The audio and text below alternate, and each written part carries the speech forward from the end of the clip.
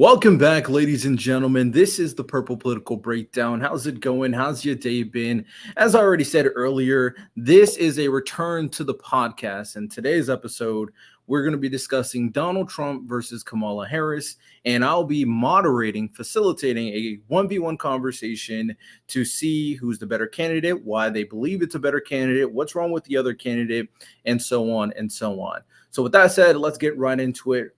Bringing up first, representing Team Kamala, we got my guy here, Cypher. Hey, everybody. Sorry. How you doing? I'm doing well, Randall. How about yourself? I'm doing well as well. Yeah, quick introduction for who you are. Sure. Hello, everybody. My name is Cypher, aka Anthony. I do produce content under the moniker of the Cypher Report, Decrypt the World. We can find us on YouTube, TikTok, and Instagram primarily, but I'm going to also be restarting my audio podcast as well. We cover a bunch of stuff from a lib-left perspective, but try to do a little more breakdowns and actual history of kind of stuff that we're doing. Latest episode was about TikTok and all of the rigmarole that is regarding that. So go ahead and check it out on YouTube. Glad to be here. All right, excellent. And representing Team Donald Trump, we got Ashley. How's it going? Hey, what's up? How you doing? God bless America. Yeah, so quick introduction on who you are.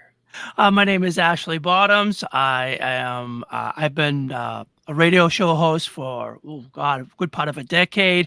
I'm kind of on a hiatus at the moment, looking to get back into it. I do have a YouTube page on YouTube, and that would be at the Bottoms Up Appetite for Discussion. And I'm also on Facebook quite a bit, so you can find me on Facebook. I'm always checking my Facebook emails, and always keeping busy, always working. So just like to be out around the people. So not doing as much content as I used to, but hoping to get back into it. All right, excellent. So this is going to be a 1v1 conversations. I'm going to ask setup questions to kind of get the ball rolling. But to start out, I'm going to ask a question for you both individually. What is your political affiliation, and how did you get to that point in terms of supporting Kamala or supporting Trump? We'll start out with Ashley.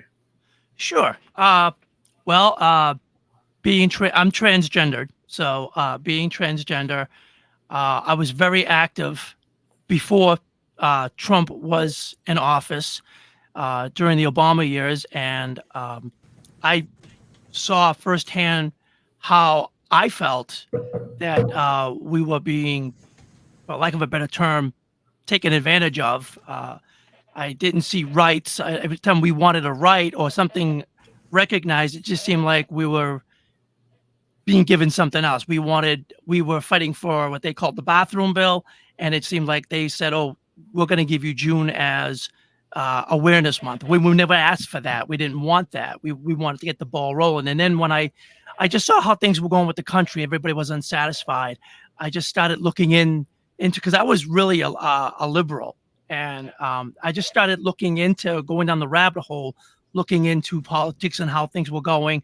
And then when I saw Donald Trump, for me personally, it was, this guy was talking to me. He was like, we've had enough. Things need to change. And he was just, everybody will say, like, he talks brash, but he's like the father figure you need. You need someone to talk tough so you understand what's going on. And that resonated with me. And I've actually been to one of his rallies, and everybody there, I'm transgender. Everybody was like so nice to me. And I just saw how it felt American to me. And when I felt that, he had me hook, line, and sinker. And then when he got in office, it was, I saw him doing the changes. I saw him implementing things, putting America first. And, that's how I felt. That's what I wanted. I felt like my whole mindset is that when the country's doing well, everybody will do well. And in my corner of the LGBT community, there was too much of people saying, what about me? What about me? instead of what about us? And that's also another factor that kind of turned me. Is I liked how everybody was talking about we the people, not just me. And so that's how I became a Trump supporter. I liked what I heard and I saw results. All right. Thank you. Cypher. Yeah, so I've been politically engaged most of my life. I know I don't look it, but I am 38 years old. So I just want to put that out there to give some context what most of my life actually means. So when I was in college, I actually started to I claimed of myself to be a libertarian. I didn't really know exactly what that meant at the time, but it felt like that was the right label.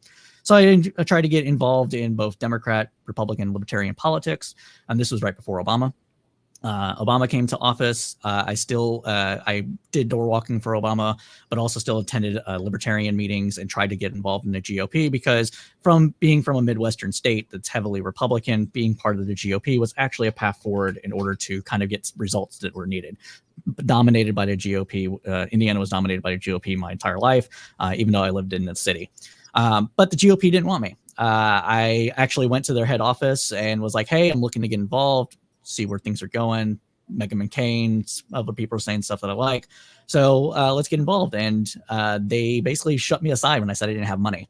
So that was my political awakening to what the GOP represented. And I still believe represents mostly to this day, even if the rhetoric around it has changed somewhat.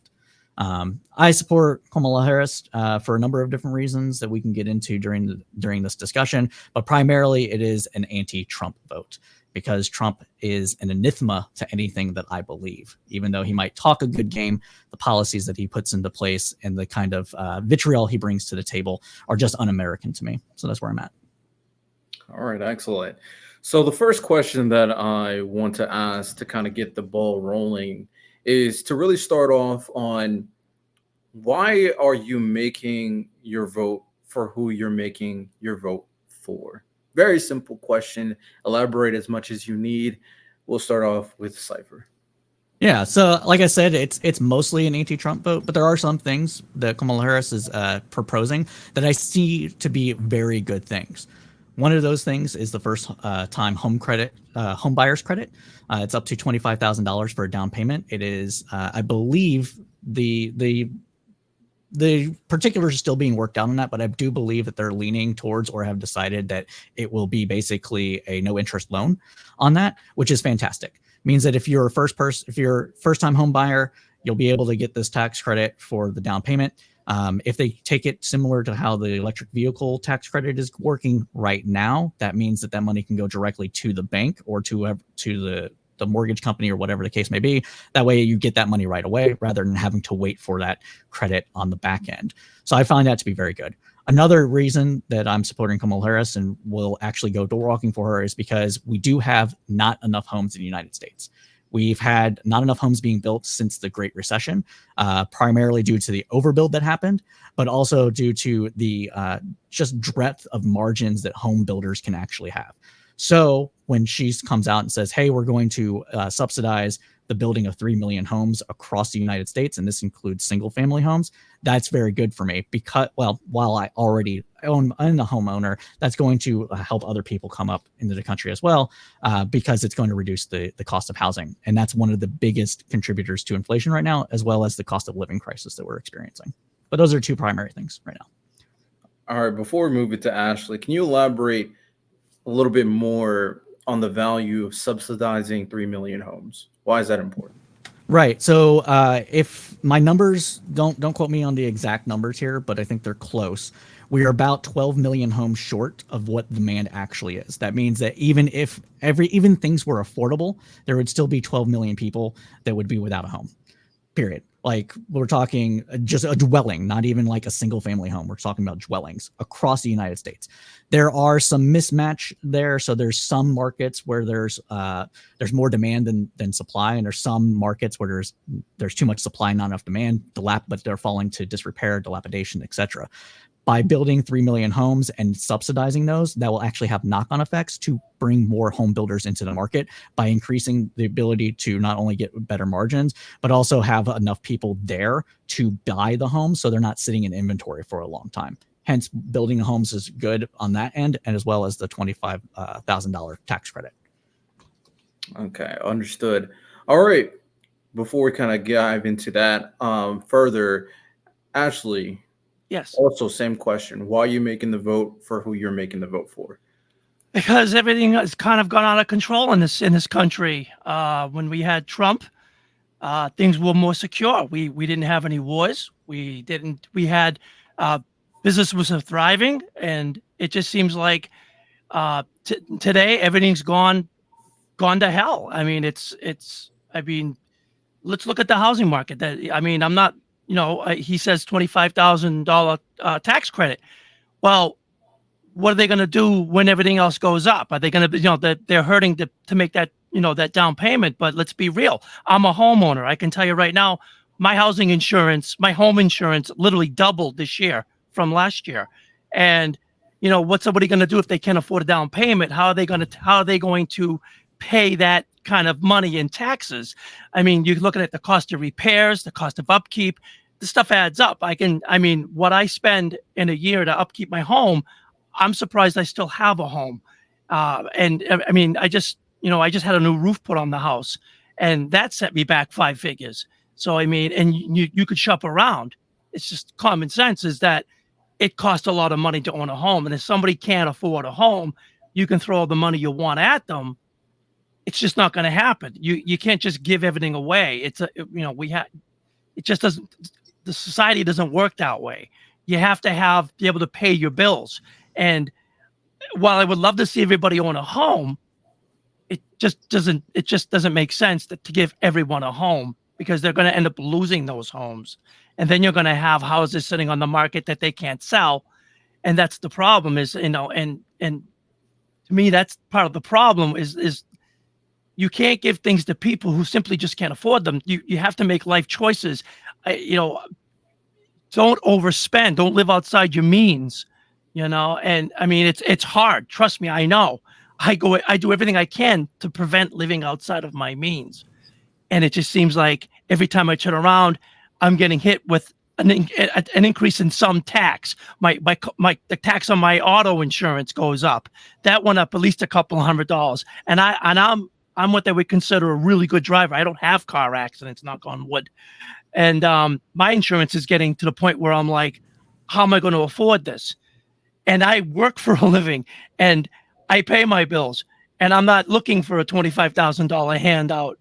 So I'm like, why should somebody else be getting that? But the people who are paying for all this aren't. I mean, it's just ridiculous that the taxpayers have to keep flipping the bill, and we're struggling here. And that's, when Donald Trump was in charge, I saw the difference. I saw my bill starting to go down or at least level out.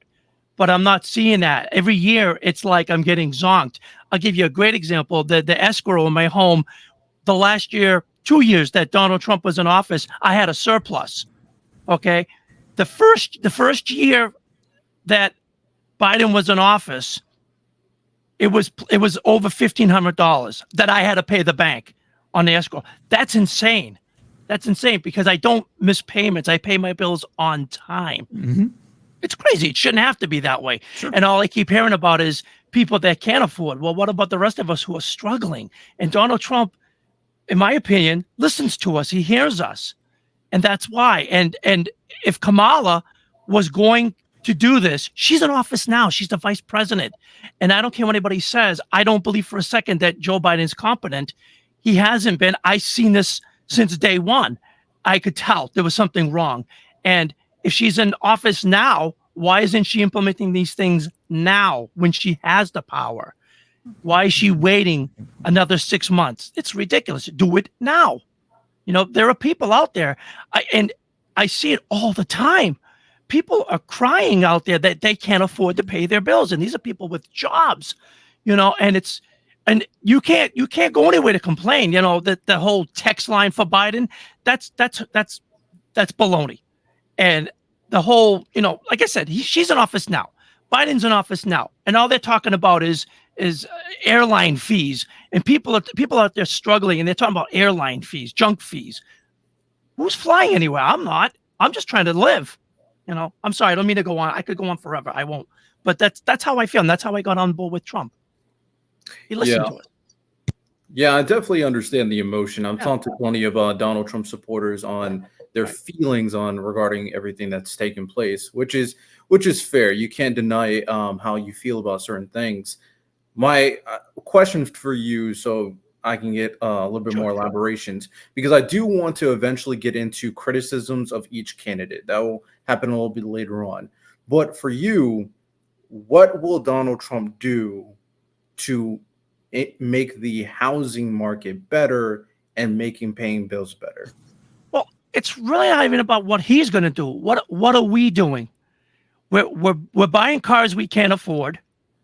We're buying things we can't afford. I mean, I see people out there with the newest cell phone. My cell phone's 4 years old. I see people buying the newest cell phones. They're not cheap. I see people buying. Everybody's driving around the newer cars. But if you got $60,000 for an electric car, then you have money to put down on a home.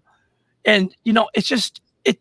People need to change their way. You just can't leave it up to a government and say to the government, "Fix my problems." They can only do what's right for the country, but you have to do what's right for you. And if you're living outside your means, then it's not Donald Trump or Kamala Harris that's the problem. It's you that's the problem. And you have to start setting boundaries for yourself. And that's how I was raised. You can't afford a new car, then you keep that used car a few more years.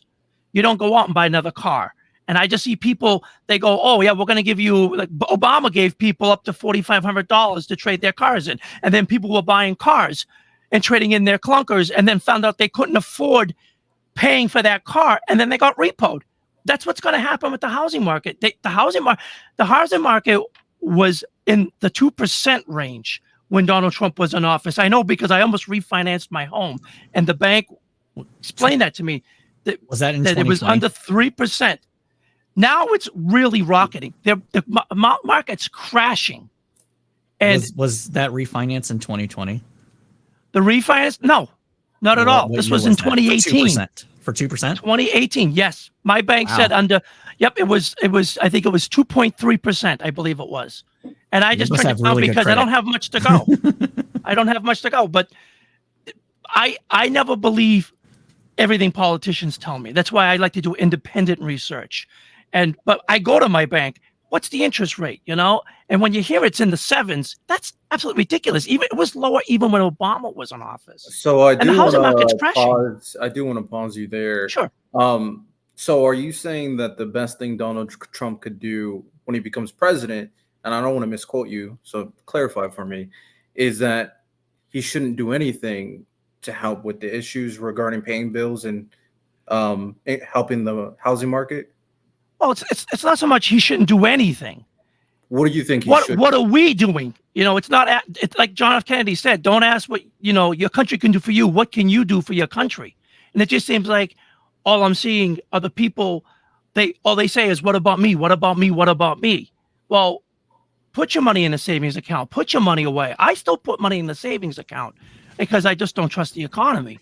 But it's like you have to spend inside your means. You can't just do what you want and expect the government to fix it. Sure. As far as the housing market, yeah, it'd be great if housing is affordable. I'm not saying it shouldn't be, but it should be affordable for people who can afford a home. You just can't give somebody money and say, here's a home, put a down payment on a home. In 6 months, they're going to be losing that home because they can't afford it. We saw that with the automobiles. They were giving them credit. They were buying new cars. They couldn't afford the cars. They had to either turn them in or get repoed.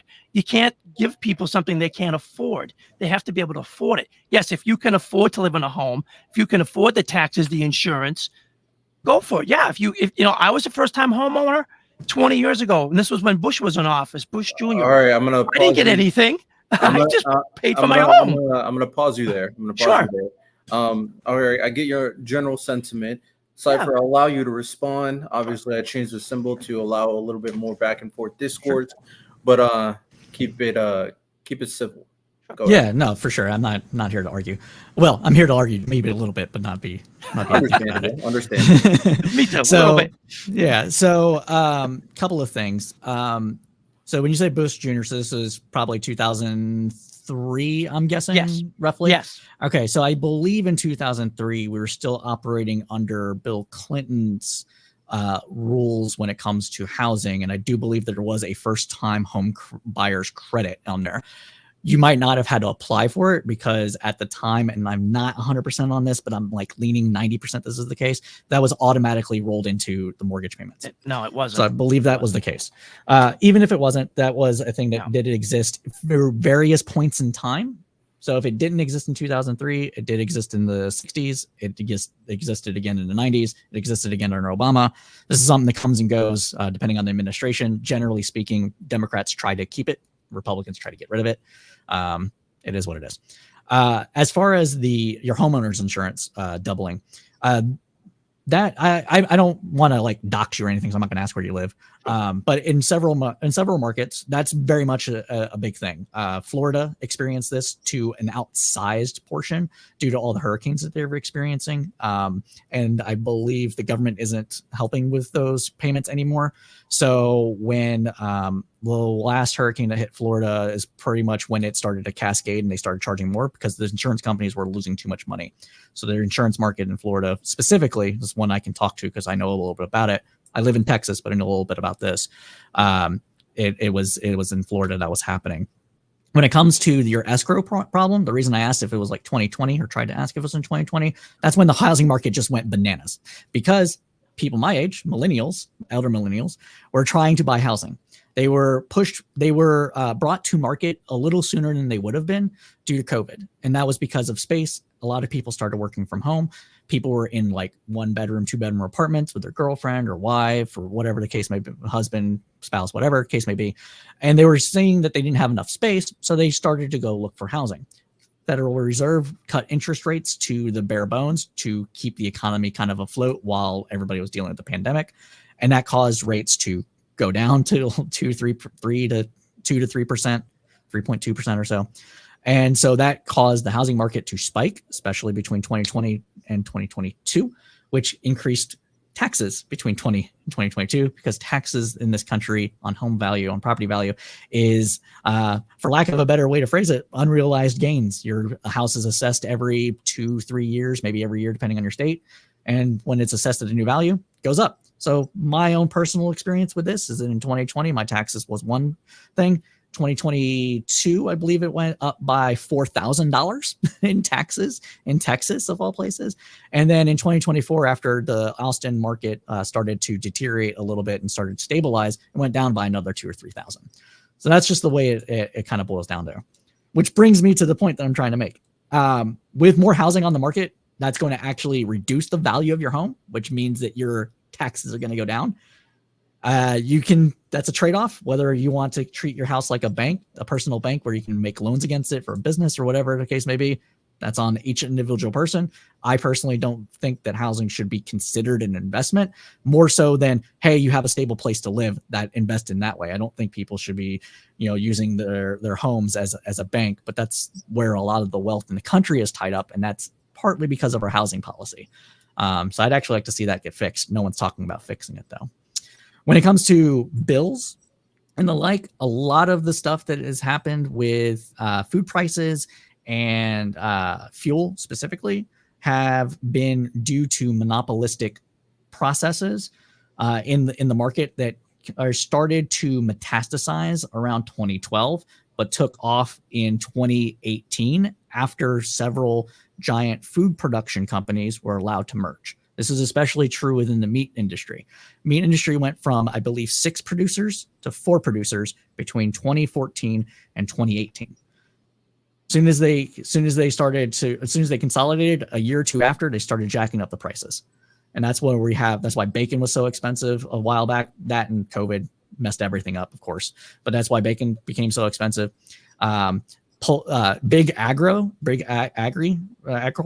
is another big problem. So there's, I want to say 60 or 70% of the market is controlled by 4 companies when it comes to pretty much everything you eat in the United States. Milk, eggs, meat, vegetables, all of it's controlled by just a handful of companies. All that started to, again, metastasize in 2012 or so and took off in 2018. And so we're experiencing all these problems partly due to that. Which brings me to another reason I'm supporting Kamala Harris.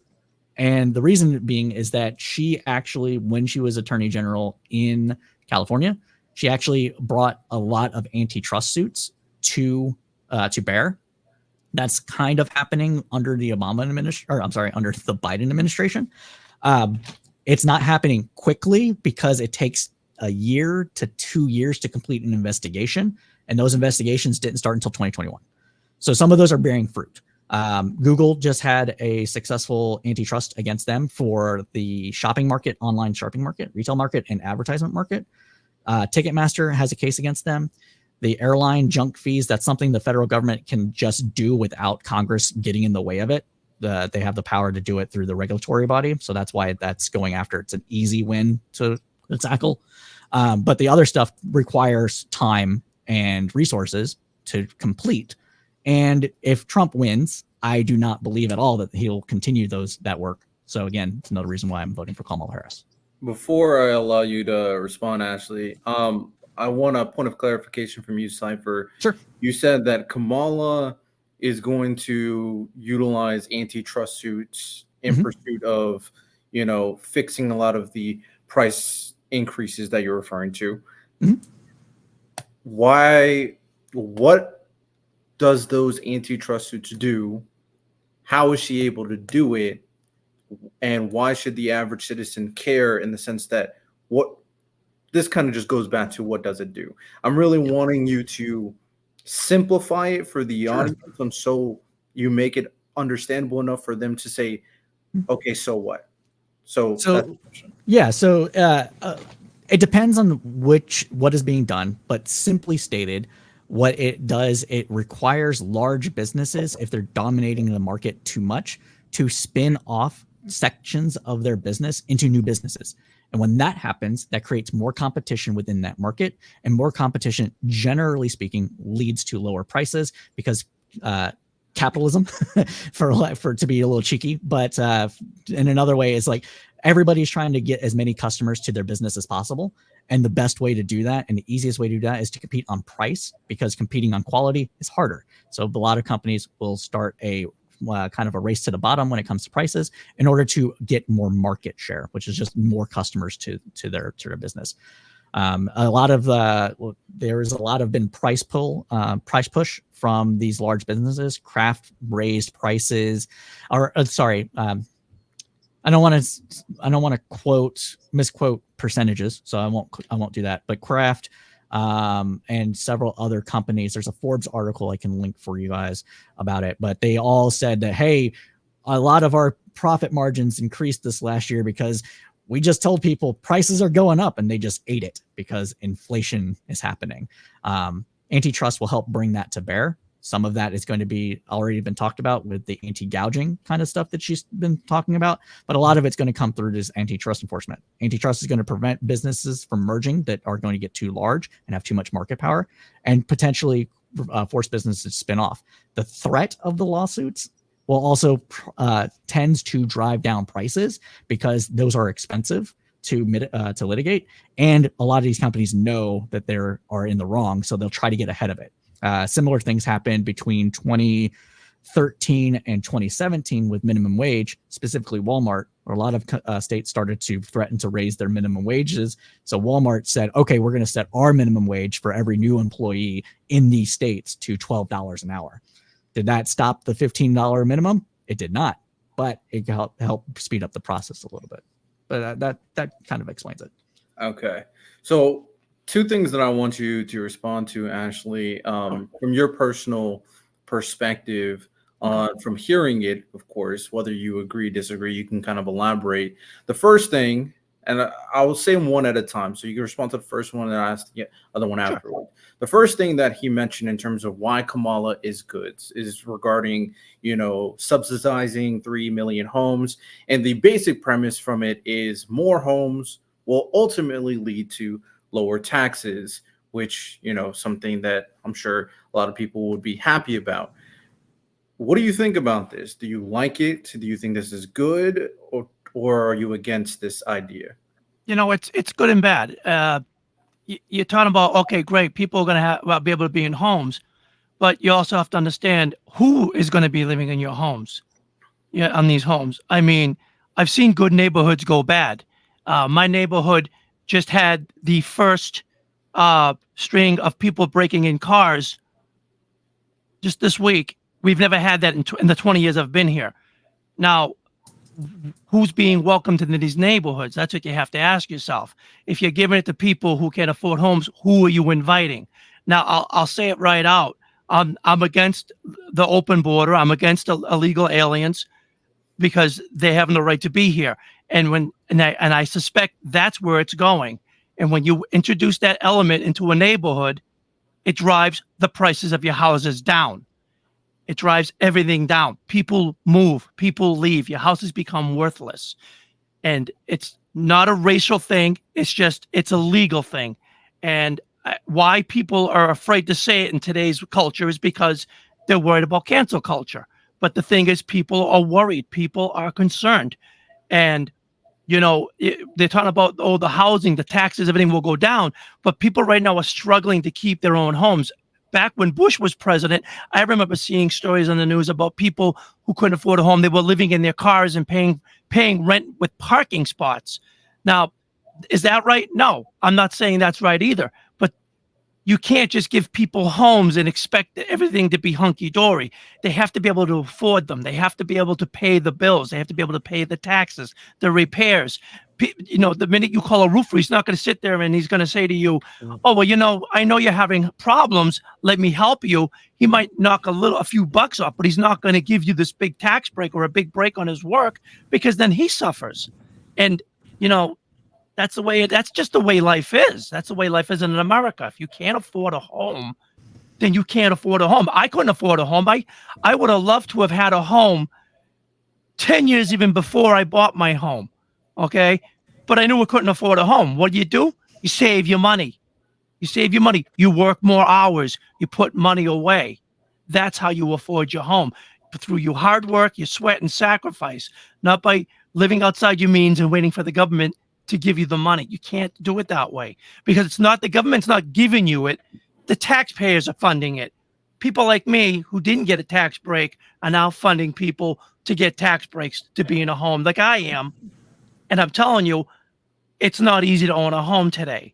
I don't know how someone who can't afford a $25,000 down payment is going to pay for the insurance and the repairs. Even to get the house inspected, you're looking at a lot of money. Everything adds up.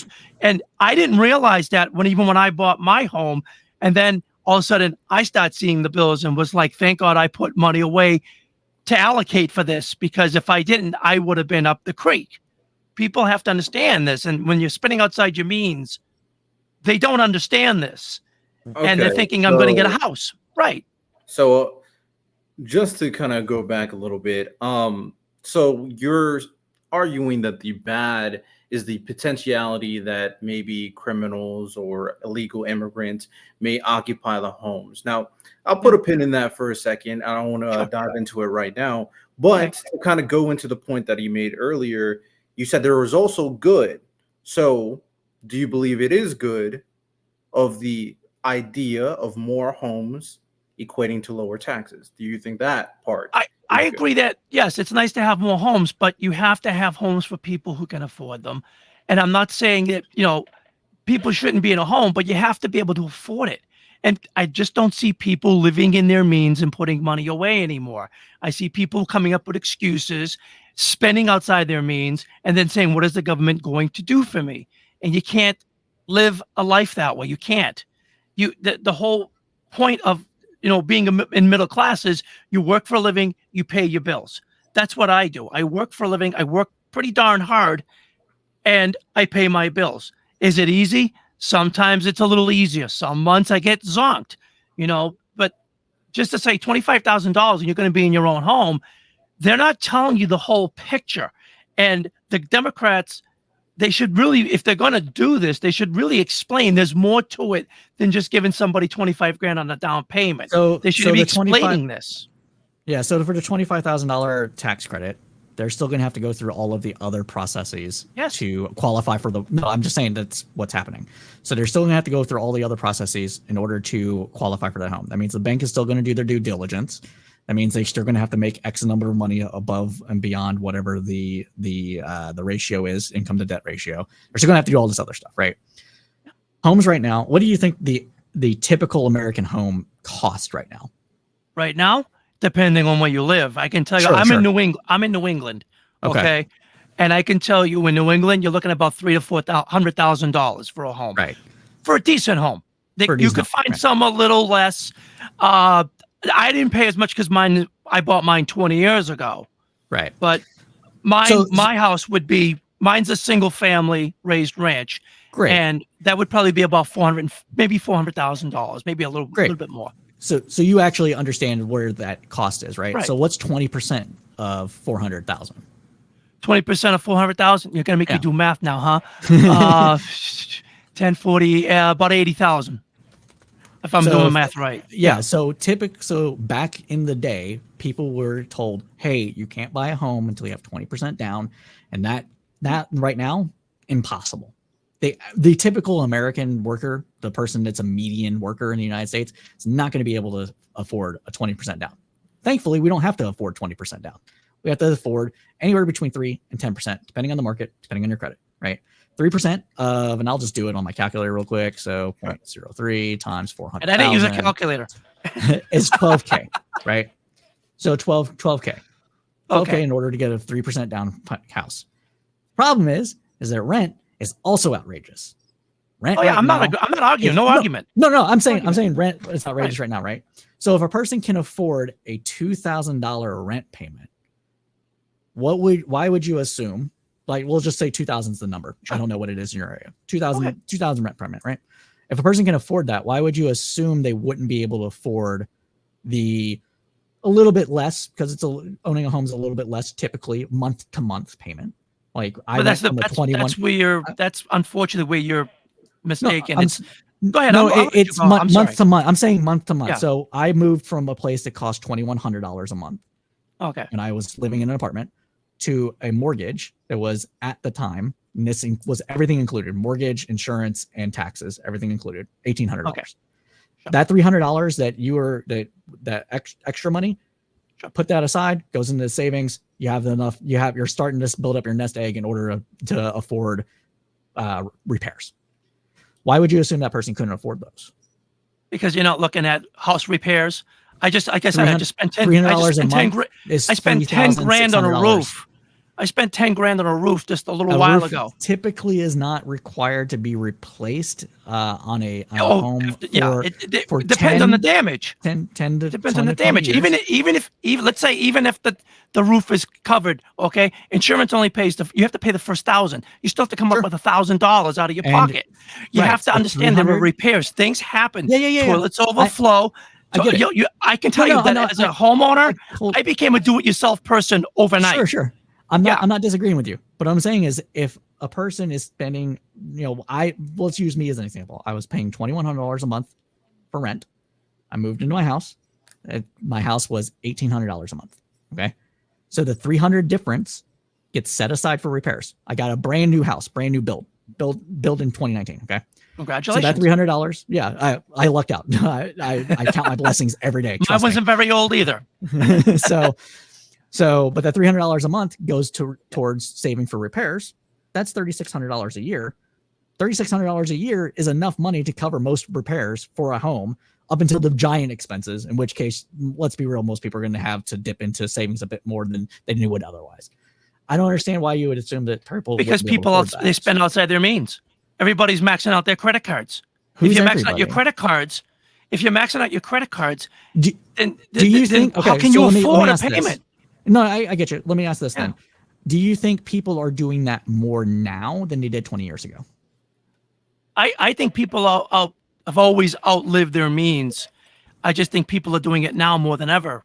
And, I'll say it again. What we if already I did said this with cars. We did this. They gave them up to $4,500. People were defaulting. My parents used the cash for clunkers to get a better car. They did not default.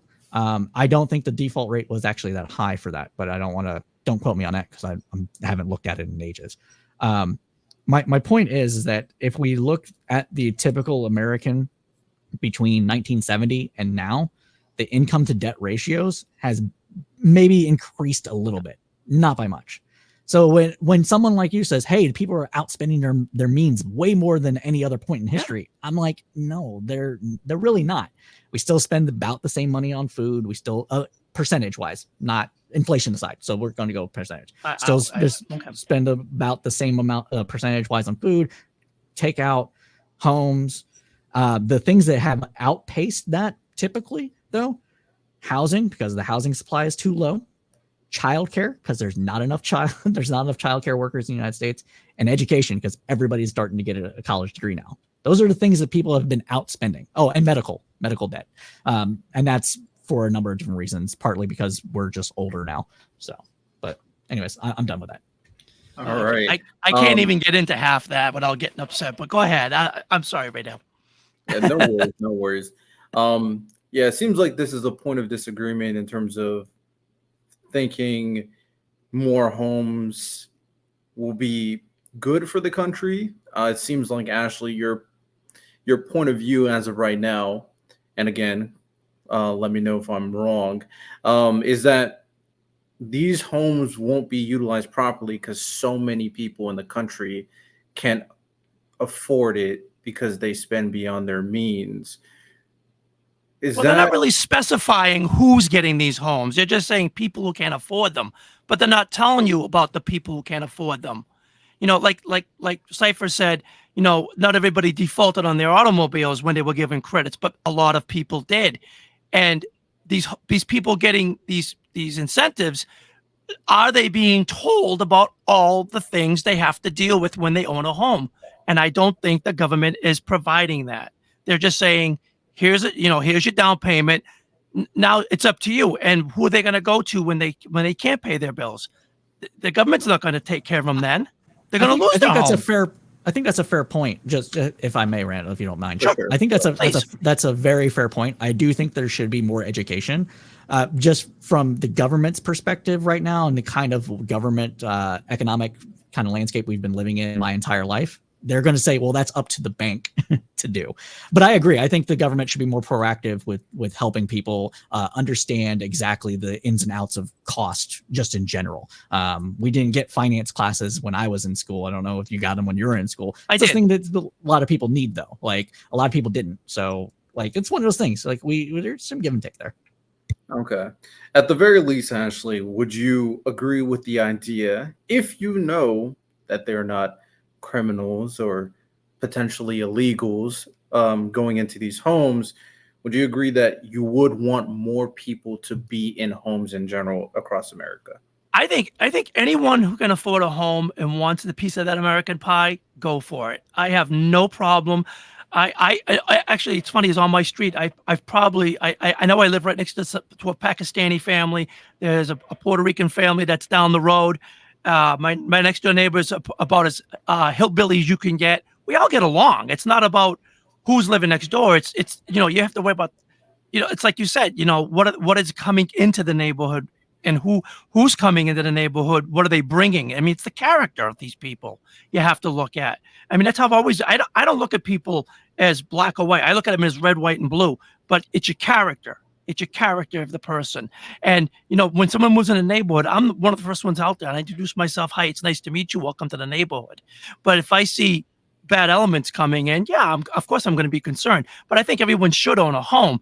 But at the same time, it's like, you have to be able to afford the home. I mean, like I said, 30 years ago, and I'm not trying to tell people my age, okay? I'm not young. I get it. But 30 years ago, I knew I couldn't afford a home. And I said, well, what I have to do is work harder, work longer, put away more money, do what it takes to get a piece of that American pie. I have to do what I have to do. I didn't look at the government for help. I did it, I know a lot of people like that. And when you can do that, you feel so accomplished in doing something that it's like, you can feel that pride in that property of yours. So when you see that kind of negative element come in, of course, you're going to take it personal because you worked hard for your part of America. All right, I'm going to stop you there. I'm going to have one more question, then we're going to move into what we dislike for each candidate. For you, Ashley.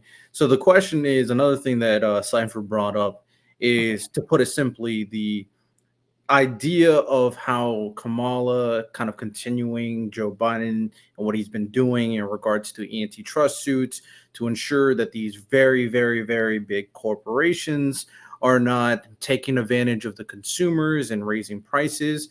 So they want to implement things into the country of America to ensure there's more competition, therefore lower prices so we can afford things. That idea of kind of not allowing large businesses to take advantage of Americans and consumers, what do you think about it? Do you agree with it? Do you think it's something that we should It's a be mixed doing? bag. It's a mixed bag. I'm sorry, I didn't mean to cut you off right now. It is a mixed bag. I mean, she's proposing putting caps on profits, and you can't do that with companies. All that's going to create is shortages. You're going to also, and then you're going to have layoffs. You can't. It's just wrong to do that. You know, if I was a Bill Gates or a Zuckerberg and I was making hand over fist of money, well, it's because I worked hard and I created something and people are buying it. Honestly, if you don't like how something is, you still have the power to change it through your spending. If I don't like a product that Kraft is putting out, and I worked for Kraft for 8 years, by the way, and that's part of how I got my house. Okay. If I don't like a certain product that Kraft is putting out because I don't like their policies, I don't buy Kraft foods. I don't buy it. And when you see your bottom line affected, you change. That's how you change. You change with your spending. And when you can't afford something and you're giving money, well, you're still spending it on the product. You're still getting money. You can't. That's one of the reasons why I say spend inside your means, not outside of your means. Because if you can't afford something, you shouldn't have it. It sends a message to those creating that product that it's unsustainable. You can't do it. And I just think that we're going to implode on ourselves. It's eventually going to happen. So you don't. So you said it's a mixed bag, and you kind of Yeah. named some negatives. What are the positives? I mean, for people who are spending outside their means, yeah, they're going to have an easy way to get what they want. But it's like, but they're not learning. They're not learning that you have to spend inside your means. Don't get the newest cell phone. It sounds like you're attributing this to a lot of individuals' choices rather than looking at systemic issues. So it's not systemic. It's just spending habits. If right, I'm buying so nothing but Kraft products, Kraft is making money off me. If I don't buy Kraft products, how many brands does Kraft own that don't say Kraft? They have quite a lot. Quite a lot. So you understand that, right? So if Yes. I'm a average consumer that is inside the grocery store and I am looking at all of the things that are in the grocery store, every single thing, and I see one product that is, well, let's say $4 and the other one that's $3, and I buy the $3 ones because I am a conscious consumer, and that product is still owned by the mega corporation. Right. Am I really actually helping solve the problem? Well, by the store brand. The store sell brand their is own also brand. created by. That's also created. Some of the store brands are also created by some of the larger companies. Clip Del coupons, Monte is look one for of those. sales. Right. Your spending But habits there's only will. so much. There's only so much that an individual person can do when it is such a systemic issue. When one company, when three or four companies control 60% of the market, there's not a lot an individual can do. There is something the government can do. The government can be like, hey, you're price gouging. We're going to tax that to bring it more in line to what it should be, because that is called, it's typically when you tax something, then you tax excessive profits. It's called a windfall tax. It's the acknowledgement that, hey, sometimes shit happens. There's like a supply shortage and you benefited immensely from that. We're going to capture some of that negative externality out of this situation. We're going to capture some of that here, and we're going to then use some of that money to do something else with it that helps people.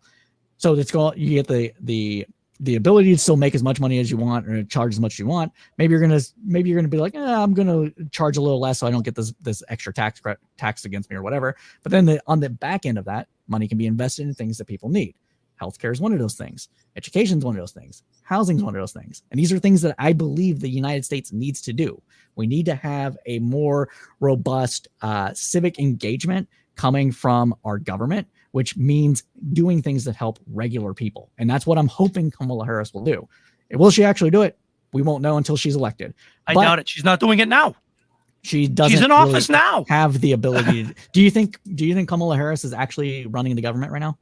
I think she's part of it. I don't think she's doing it. There's a lot more people behind the scenes, in my opinion. If she's not the president, then how could she direct any of the agencies to do what she wants? I think it's going to be more of the same. I think when she's in office, it's not going to be her either. Okay. I mean, I'll be honest with you. For 3.5 years, the media and that administration have lied, saying that Joe's competent. We saw it on the debate stage back in June. It wasn't. He wasn't competent. Many of us suspected it. Many of us suspected it. Oh, please give me a break, all right? I want to put a pause in that because I don't. I'm not particularly interested to talk about Joe Biden right now. That's fine. That's fine. With that said, I am a little confused. So, Ashley, I want you to clarify this for me from something you said earlier. You said that it was better under Donald Trump, and bills and prices have gone up because of Joe Biden. And now you're saying that Kamala Harris putting things into place to make things go down, so you have a better situation, similar to maybe even a Donald Trump situation, so prices are affordable again. Now you're saying to me that it's the individual's responsibility. So I'm asking a question. I'm curious to see what you say. What is the difference between Donald Trump and Joe Biden's administration? And why do you praise Trump for prices being down, but criticize Biden for prices being up if you think it's the individual's responsibility? Well, what I'm seeing with Biden is I'm seeing, and even with Kamala and Biden, because they always say Biden-Harris administration, I see lip service. I see lip service, a lot of cackling, and I don't see results. All right. I look at the White House Facebook page every day, and all I keep hearing is the same talking points. No substance. Donald Trump, when he was president, he did rallies nonstop. I could go and see, and he's talking to us. All right. And my paycheck, I was affording more under his administration. I was able to afford more. I actually bought another car. I traded my car and bought a better car under his administration. And I didn't feel the pinch like I did when I bought that last car. All right. So, I mean, I as a homeowner, I saw it. I saw, repairs were lower. Everything was lower. And we didn't have wars. We weren't giving money to other countries for wars. We were actually trying to put us first, take care of us. I want to touch upon that stuff a little bit later, but that's why I'm asking the question. If things were down with Donald Trump and Kamala says she wants to bring things down again, wouldn't you be okay with that? I'm not against anyone saying they want to bring something down, but she's in office now and nobody's doing anything. You've had 3.5 years to do something, and the only thing I'm seeing is the opposite happen. And so when she's sitting there and she's saying it in her speeches, oh, the price of everything is up. Well, then why haven't you done something in the 3.5 years you've been in office? And a lot of Americans are feeling that way. And you can stand on a podium and say this over and over again, but Americans who are struggling with their bills are saying it. What's going on? And I'm one of those people. I'm like, what's going on? I always noticed when something happened in America, it was like, well, there's charities, there's all these resources. But anytime something happened overseas, it was always, we got to send supplies. I never saw that under the Obama administration. I always noticed that. I said, when another country was in trouble, we went there. We did something. But when it was our country, it was like, well, we'll get to it. I mean, I saw that with Ohio. It took Biden a year to get there. I mean, give me a break. And then they get mad at Trump when he shows up. It's like, honestly, if there was a threat, if people feel threatened about Trump, then do your job so that people wouldn't have a Trump in their life to worry about. That's how I feel. If they were doing what they were put in office to do, we wouldn't be in this mess. All right. Cypher, Yeah, Cypher, I'm gonna allow you to respond. This will be the I'm, final response I'm for sorry this, if I sound angry, but as an American, I do feel that way. which is fair. Like I said, I understand It's nothing emotionally personal. the emotions I'm here. not taking anything Yes. personal. You're good. Thank you. Cypher, I'll Appreciate it. allow you your final response to everything that was just said, and then we'll move on to things we dislike about Sure. the other candidate. Yeah. I do not believe that Trump is going to actually address any of the issues that Americans care about. I don't believe that because he didn't while he was in office. Tax cuts aside, because everybody loves tax cuts, even if they primarily go to the wealthy. If they get a little kickback on the back end, it's all good, right? I don't believe that Trump is, you say that he goes to these rallies all the time. I don't care about rallies. Rallies don't mean anything. They're nothing but a series of platitudes that just get the base ginned up, and it feels nice to be there and in community with people, because where you have less third spaces and churches and people don't really hang out as much as they used to. So it feels nice, right? I get it. But I don't care. I don't care what Trump says. I care what he does. To that point, right? He showed up. Let's talk about what Trump did that is similar to an issue that happened with East Palestine, Ohio. Do you remember when Hurricane Marie hit Puerto Rico? Yeah. Okay. So what happened? So here's what Trump did. All right. He showed up, did a little photo op, threw some paper towels at people because it looked funny. I'm guessing. I don't know why he did it. Whatever. Don't really fault him for that. I don't really give a shit. That's just optics, whatever. Right. But when it came to actually helping the island get back on its feet, Trump administration was awful.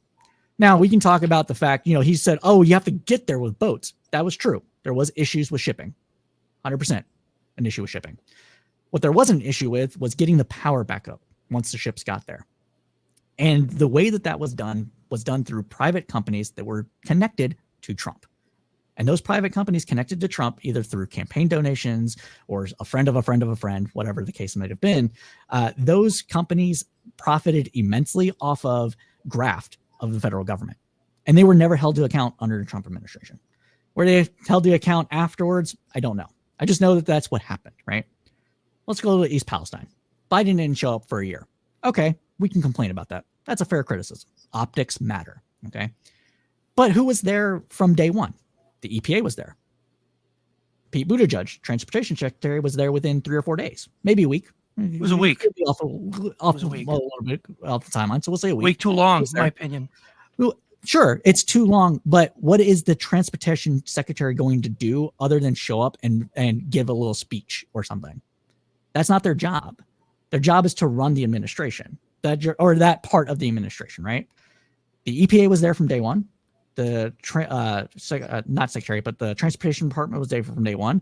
The company was required to pay for cleanup by day 2, and all this other stuff. All the stuff that you wanted to have happened in East Palestine happened, but it wasn't talked about. It wasn't the drum wasn't beaten. There wasn't a person at the bully pulpit saying, we got to get this fixed 24/7, right? So people didn't hear about it. This is why optics matter. It's why I'd say it's a fair criticism. But East Palestine did get a lot of the help that it needed. Was it enough help? Probably not. Was it enough help after that super winter storm that hit the Northeast in 2013? I want to say it was. Probably not. But the help got there. And we have to do that more. And I just don't see Trump actually going to be doing it. There we go. All right. So now I want to go. We went into a lot of different directions in terms of what we like about our individual candidates. Now I want to go into what we dislike about the other candidate. For me, from what I've seen from the general social media landscape and the landscape in general, a lot of it's been focused on how much the other person sucks anyway. It has not really been focused on why my guy is good, but their guy just sucks or their gal just sucks. So I'm sure this is much more of a emotionally driven conversation compared to the other one. So we'll start off with you, Ashley. Why do you think Kamala Harris is not a good candidate? First, I just want to say, is that water bottle you had, is that thing gargantuan or what? Because I saw you take a drink of water. Did you see it? That thing was huge. Gotta stay hydrated, 100%. Absolutely. So what do I dislike about Kamala? Well, I just her inexperience. She in 2020 she was the first one to drop out. All she did was talk about smoking pot and listen to Tupac, and she didn't do any of those. And I really don't care. You know, believe what you want to believe. I don't care.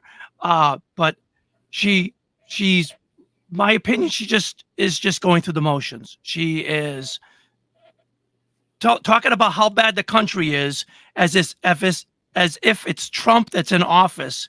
It's not Trump in office. She's in office. Her and Biden are in office. And she's going around talking about how it's bad. When she talks about some of these proposals, it's Trump, it's Trump is the one that is trying to get the abortion ban. Trump isn't in a position to vote on an abortion ban. They talk about Project 2025. Trump has already said he has nothing to do with Project 2025. And every time they talk, they continue to push these things. Trump promised a bloodbath on day one. No, he didn't. I mean, a bloodbath if he's not elected. No, he didn't. He said it was going to be a bloodbath in the auto market if he wasn't allowed, because China would be allowed to bring their cars in. He said he would be a dictator on day one, is what he said. That's what they claim. And he said he would be a dictator on day one because he would undo some of these policies that are killing America. But they take part of the narrative and they push it. And when I see that, and when I see the media take their side and edit it for them, that aggravates me. It aggravates a lot of Americans who sit there and, if there's BS going on, we want to hear it. I try to listen to as much independent news, people who aren't sponsored, people who will put up their sources to tell you, okay? That's how I feel. And all I see is the same speech. Even though it's been debunked, they still say it. They said it at the DNC. I mean, you had the person behind PBS saying that he was talking to the leader, Trump was talking to the leader of Israel to tell him not to take any kind of ceasefires. And that was debunked. And it's you can't, there's no accountability, it feels like, on their end. But every time Trump even opens his mouth, they always pick apart everything he says, but they don't do it with the other side. And people are seeing this. All they keep saying is Trump lies, Trump lies. Everybody lies. I listen to what he tells, which is what his truths. Listen to the truths on both sides. And the truths that they tell, they're not telling you the truth. Because when they sit there in the DNC and said Donald Trump promised a bloodbath if he's not elected, he didn't promise a bloodbath. He did not promise a bloodbath. But they keep pushing that. They keep pushing the things that were debunked. And that's what bothers me. And when I see that as a voter, like I said, I was a liberal. I was a liberal back in the day. The only person that turned me off from being a liberal were the liberals. Because now that I think differently, it's like, I'm told that I don't matter. And it's wrong. It's wrong. We're the backbone of this country, the American taxpayers. We're the backbone. And it just feels like we're being, being taken for granted. They want our dollars to pay for all these programs. But yet they don't want us to speak out on how we feel. I just don't like it. When I watch anytime I watch any kind of Democrat-run thing, it's like, I'll give you a great example. J.D. Vance proposed a $5,000 tax credit for childcare. They said that's going to hurt the economy. When Kamala said $6,000 childcare, all of a sudden the news is praising them. It's like you can't trust anybody anymore, and that's the problem. There's no trust. There's no integrity anymore, and that's not through Republicans. The Democrats are in power. That's what they're displaying. They called President Trump unpresidential when he was talking in 2016. I see Joe Biden snapping at people, talking down to us. I see her doing it too. I see Kamala doing it as well. They talk down. They talk a little quieter, and they look down at you like they're talking down like you're a child. We don't want that. We just want to be told the truth. That's all we want. All right. Before we dive into anything anyone says, okay. First explain, Cypher, why Donald Trump would not be a good candidate. Yeah, so I'll just ignore the rhetoric portion of it. I think, although we hear that all the time, My primary reason for being against Trump is a lot of the policies that his supporters like. I don't like his border policy. I don't like it because I think it's inhumane, cruel, and un-American. I don't like it because of the way that he enforced the border during his presidency. He did family separation of people, regardless if they were family or not, and he went up to and slightly beyond the legal edge of the Flores Amendment. I have my own personal problems with the Flores Amendment. I think it makes things worse for it. But with the child separation policy that he did, Can you explain what the Flores Amendment is? Yeah, so the Flores Amendment says that basically it was, I think it was 96. It was a judge ruled thing that stated that a child could not be held in detention for more than 30 days in the United States, regardless if they were with their parent in detention or not. This was during the 93 or 94 border surge. There was a lot of issues with children and their parents being indefinitely detained. I think at the border as well, in detention facilities, pending any legal trial, whether that it was deportation or asylum or refugee status hearings. The reason for that was that while that they were getting some sort of education, it was deemed to be psychologically damaging towards children, and that is 100% true. So the courts basically ruled that the government could not detain kids for more than 30 days. After 30 days, they had to be released to custody, whether it's with their parents or to a designated guardian, whether by the state or a family member or what have you. So Trump went as much as he could to dissuade people from trying to cross into the border. You can't really dissuade people too much from crossing the border. There's too much stuff happening in South America, but it's a whole different, or South and Central America. It's a whole separate conversation. But what he did was he separated them from their parents, kept them for the maximum 30 days, maybe a little longer, and then released them to basically random people without care of where they were going. And I know that people are like, Biden lost 200,000 children or something like that. Trump did this worse, and it actually cost us money. The psychological damage that kids went through under that policy is unmeasurable. And we settled with the families suing the government for that, because in some instances they were force adopted from their parents. So that's why there was all those issues there. So that's one. Another reason is I don't trust him on enforcing laws fairly. I don't trust him on enforcing economic stuff fairly. There was a lot of talk about how he was going to bring back the carrier plant in Indiana. Turned out to be a whole bullshit lie. The tax cuts went mostly to wealthy people. I benefited from some of those tax breaks, but I am well off because I have certain things with me. But as far as everyday working Americans, no. That's not where he's at. Doesn't really care about us at all. And finally, I don't want his trade policy. Now, I am not a free trade absolutist. Everybody trades across the globe. I am not a neoliberal. Okay. But sanctioning 10% tariff across all goods and services coming into the United States, you hate inflation now? Wait until you're paying 10% more on every good and service in the United States, compounded for every part of the supply chain it goes through. That's going to be insane. We can talk about whether China plays fairly and whether there should be tariffs against China. One of the good things that Trump did, and I will give him credit for this, was breaking the neoliberal consensus that was in Washington, because he gave Republicans permission to no longer go with big business. Also, if we're on it, separate conversation. So that's one of the good things that he did. But the tariffs, bad policy. The 10% across the board, bad policy. The way they were enforced while he was president, bad policy. Part of the reason why soda is so expensive right now is because aluminum, is because it's so expensive. So that's why we're having some of these issues. And that's why I'm not really a Trump person. Why is a 10% tariff bad? Can you explain to the average person? Yeah. So what a tariff is a tax placed on a good at the point of entering the country.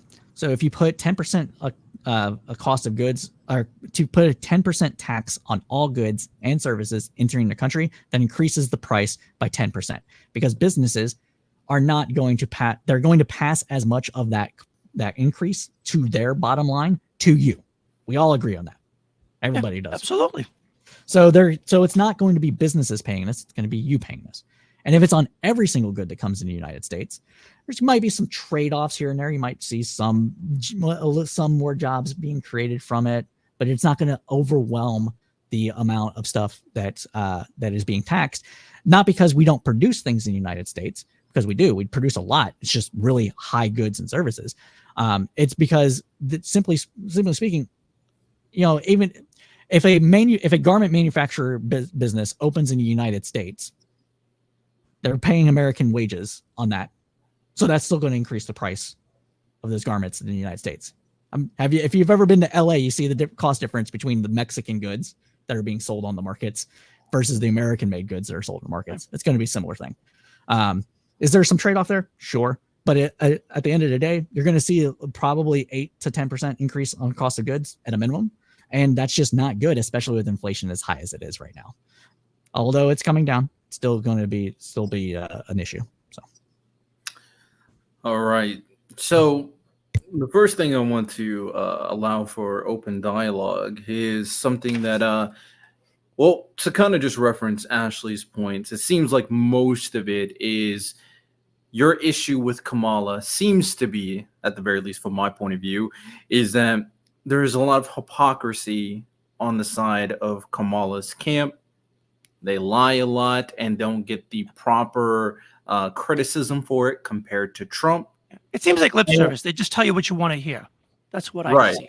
And inexperience. What do you think about that, Cypher? What is your rebuttal to that? I will say that there's maybe a little bit of truth to some of the stuff that brought up the tax credit thing. I'll have to look into it more because I'll have to read the actual articles. The headlines, though, were clickbait. So clickbait headlines are going to be clickbait. We shouldn't have those. If we could get rid of clickbait headlines, that would be so much better for the country. It would tamp down a lot of vitriol because people just aren't reading full articles. But those headlines were crap, and I'll give you that one for that one specifically. The I appreciate it. Thank you. Now, as far as whether or not the media holds Trump and Kamala Harris to the same standards when it comes to lie, no. But I think they treat Trump more with kid gloves on some of these things and try to treat Kamala Harris a bit more seriously on this. There's a difference in how much of a policy is taken seriously from when Kamala Harris says something or when any liberal says it versus when somebody that's Trump or MAGA says it. And part of that is kind of just they don't take MAGA seriously, and they should. So when somebody says, when Trump says we're going to create a deportation force to deport 12 million people from the United States. Many of these people have children that are American citizens, but not relevant to this topic. The media doesn't take that seriously. They don't think Trump is going to be able to actually do something about it. So they don't actually focus on it too much. There's many of examples. Meanwhile, Harris says, hey, we're going to implement some sort of price control, right? She's not exactly what she said. She's talking about going after gouging. Media comes out and be like, hey, if you don't want to sound like a communist, maybe don't talk about price controls, right? So that's why I'm like, I don't really agree with that one. I think that the media should take Trump's policies and what he says more seriously. And I'm not saying that they shouldn't hold Kamala Harris to task or any liberal to task. I just want to see the same taken to task from both sides on that. And I agree. I wish media would be more honest about everything. Yeah. I agree. So I think the media is part of the problem. Sure. And I would say that the reason that's the case is because some of it's our fault as consumers. We want to go to places that tell us what we want to hear. You see, everybody's in their own information bubbles. So these conversations like this are very. important. Honestly, when the only thing you can get right is the sports, it's not even worth watching the news anymore. I haven't watched mainstream media in years. I stopped. It's just I got tired of the rhetoric. I got tired of it.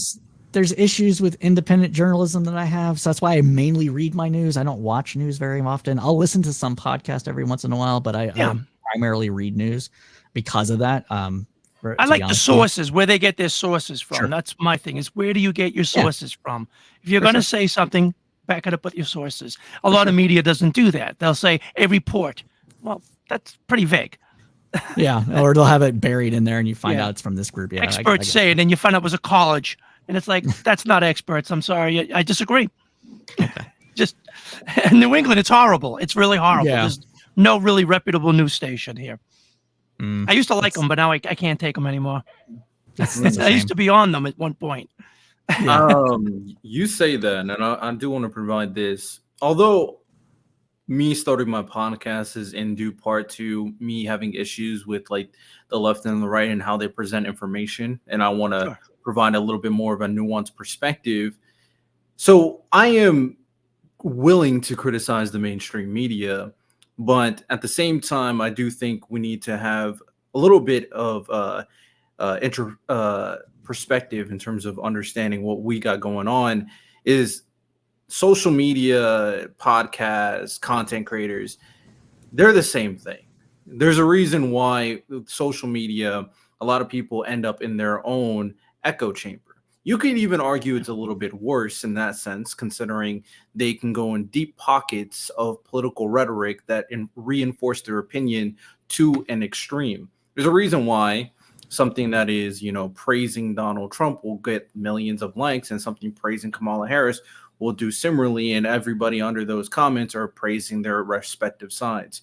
So I think a more appropriate understanding is that this is something people prefer, but I think it's appropriate, instead of just blaming mainstream media, but criticizing how people in general are not willing to escape from their echo chamber.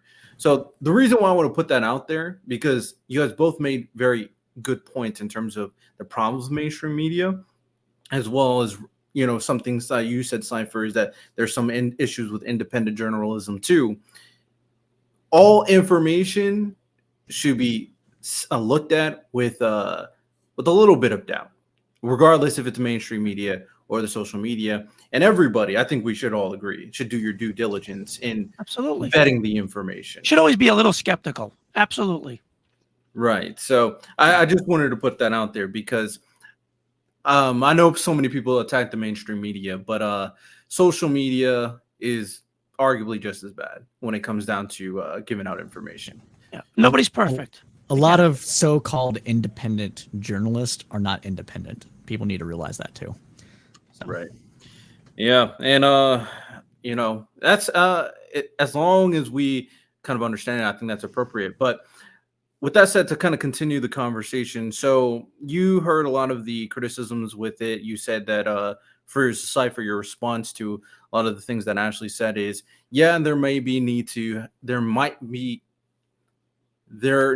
to be proper vetting for both sides when it comes to the left and the right, when it comes to Kamala and Donald Trump. You disagree in terms of the extent of the criticism and the severity of the criticism, of course, but okay, we can all agree that they should criticize both equally. Another thing that Ashley brought up is that Kamala has an experience. What is your response to that on why she wouldn't be a good candidate? Yeah, I don't think she doesn't have enough experience. I think she does have enough experience, but I do understand why people may believe that she doesn't. There are some people that just want to see, when a person is running for the highest office, they want to see a lot of large business experience or some sort of like storied history in the Senate of getting bills passed and that sort of thing. Or maybe a governorship. I understand that.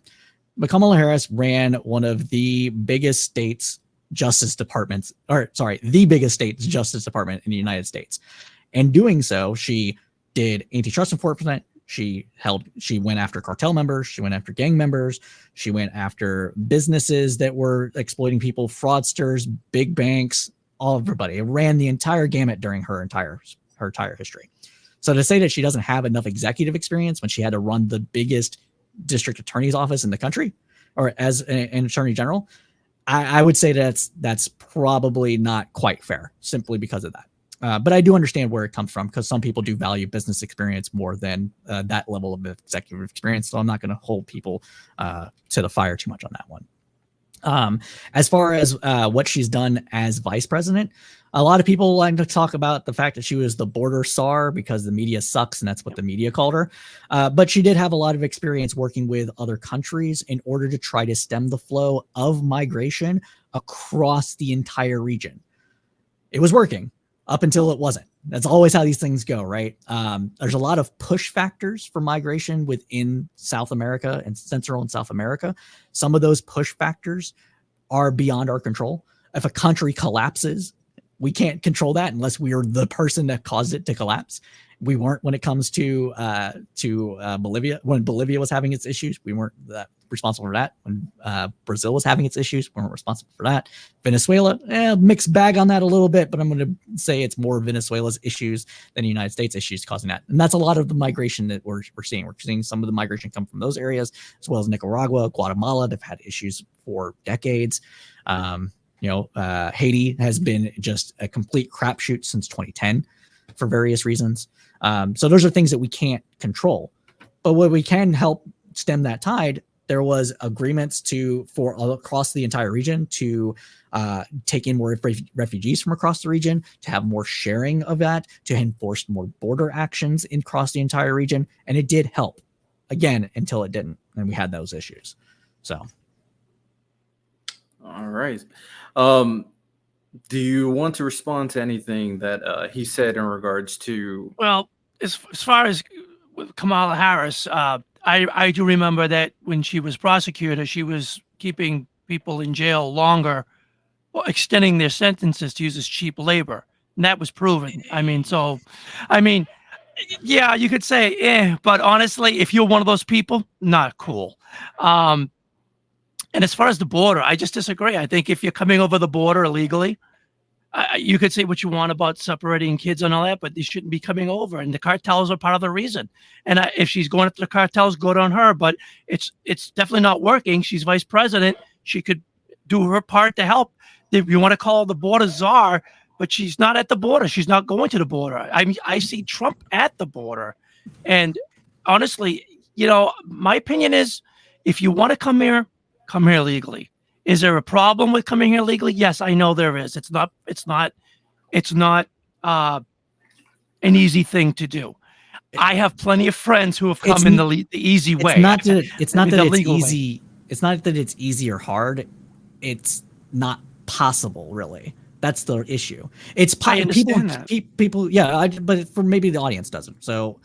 I get it, but at the same time, but you can't break the law. I mean, right. I'm not saying that people should break the law. Go in someone's house and live in someone's house. I'm not because saying that you have no place to go. I'm just that's saying illegal. When we're saying it's difficult, it's not that it's difficult.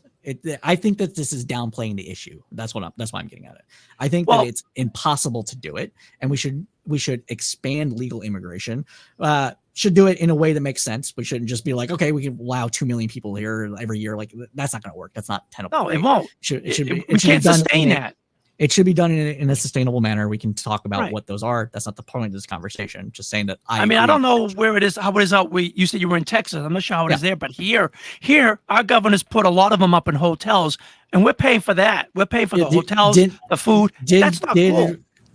I don't know where you're at. I do know New England. That. Well, you say New England, but that's a slew of different states. So that's what I'm saying. Massachusetts. Massachusetts specifically. Okay. I don't want to dox you, so if you're not comfortable, I'm sorry. No, I'm fine. Okay. People know me. So did Massachusetts pass a right to shelter law like New York and Colorado did? I'm not 100% sure. I don't want to say yes if I don't know the facts. Fair enough. I don't know either. So we'll use New York as an example because I think we both agree that New York did pass. They have a right to shelter. I know that. Right. Yeah. So that was for everybody in the area. Part of the reason that it was done that way is because people don't like the idea of people freezing to death. And New England gets very cold. Right. No, this is for the. I'm not saying that you don't. We have to explain it. For the audience. I understand. Absolutely. So I'm okay with that. What I'm not okay with is then people that know that, especially in southern states like Texas, using that and exploiting it for political gain. And that's specifically why New York and Colorado were chosen as destinations to send the migrants there that were in Texas or Florida for various reasons. Some of this is legal, some of it's asylum, some of it was refugees, some of it was illegal. So, and just send them there, Right? Because they're exploiting that in order to get a political win. And I think that's bullshit. That should not happen, and we should be able to be able to look at them, especially like, when you did. Right. Go ahead. Especially when you have that going on in New York, all right, and there are still people sleeping on the streets, all right. That it doesn't make any sense. But I mean, Ron DeSantis sent them to Martha's Vineyard in my neck of the woods, and they had them all gone within the day. The nightfall didn't even hit, and they were already in a bus leaving. And so it's we want this in your neighborhood, but not ours. That's how exactly a lot of people took it. No, right? But where did Martha's Vineyard take honestly don't know. I know they were moved to Cape Cod to go to an I think it was an Air Force base. But once they were there, I have no idea where they put them. They don't tell us where they put them. So because at that point, after they were paired with, the way it typically works, and this is partly how it worked for Martha's Vineyard situation. Martha's Vineyard, people want to say it's one of the richest areas in the country. It is during tourist season, right? And that's during the summer, all right? Every other month during the year, it's mostly working class people that happen to live in the area to support the tourists that show up every year during the summer and sometimes some of the spring, as well as any of the vacation homes that the rich and powerful and famous people have, right? So I want to say the median income in Martha's Vineyard's actually only $30,000 a year. It's something like really low. So it's not like the richest area. And during the four or 5 days that happened, when they were like the migrants were being sent there on a plane without any stuff, they were very welcoming until they were like, okay, now we need to get these people in a place that's stable. We don't have the housing for them. Then they were taken to that Air Force base that was actually designed to welcome in refugees. So that was actually a thing that they did. But we're on Martha's Vineyard. I mean, come on, they're multi-million-dollar homes there. There's multi-million-dollar homes there. They're not even being used, as a liberal would say. They're not even being used. Yes, they could put them up for the night. They got them up before nightfall, and it's like they didn't. They gave them. I think it was some beans and some oranges, and said, "Get on a bus and go." And it sent a message, because they said, "We love them. We love them here. We love to have them here." But they didn't want them there. They took them and they got them on a bus. That's not exactly what happened. They were welcomed there, and then the governor stepped in to get them housing in a situation they had. Now, so what I'm hearing when you say that, though, when they had these multi-million-dollar homes that are empty, did you want the city of Martha's Vineyard or the township of Martha's Vineyard to force the rich and powerful people to open their homes up to those people? Hey, they're forcing the taxpayers to pay for it at this point. So you want it? They're saying to us, no, I don't think they should be here in the first place. Okay, that's what I think. Okay, you don't think they should be here in the first place. Ultimately, in a perfect world, in your perfect world, they would not be here in the first place, right? But in a perfect world, you go through the legal channels. That's how you do things in this. We're a country of laws. Obama said it. Trump said it. Clinton said it. We're a country of laws. But they're there then. They're there then, right? What's the next step? What's the next acceptable step for you? They need to be deported. That's what they need to be. They don't belong here. They're here illegally. Look at the situation in New York. They're in New York. Crime is up. They're stealing. They're selling the stuff on the streets. It's ridiculous what's going on in New York. Let's go back to Martha's Vineyard, because that's what we were talking about. Sure. So Martha's Vineyard, the majority of those people were actually asylum seekers. Asylum seekers can enter the country at any point. Doesn't have to be a legal point of entry. Claim asylum. And then they have to go through a court process to determine whether or not, well, first they go through a administrative, like, does your asylum case make sense? Yes or no. It's very arbitrary, but a lot of people say yes. So they go, and then they're like, okay, now we have to catch and release. Yeah. I get it. So it's catch and it is. It's catch and release. It's not catch and release, because they're not breaking the law. An asylum person is not breaking the law. They can come into the country. They are breaking the law once they cross into this country. They are breaking the law. Asylum seeking. Because you're coming through an illegal port of entry. No, not for asylum seeking. But again, they're illegal ports of entry. I'm going to put a pause right here. Because the immigration conversation can be for a different day. I do think there's a little bit of talking over each other in terms of what it means the value of asylum and being here versus not being here.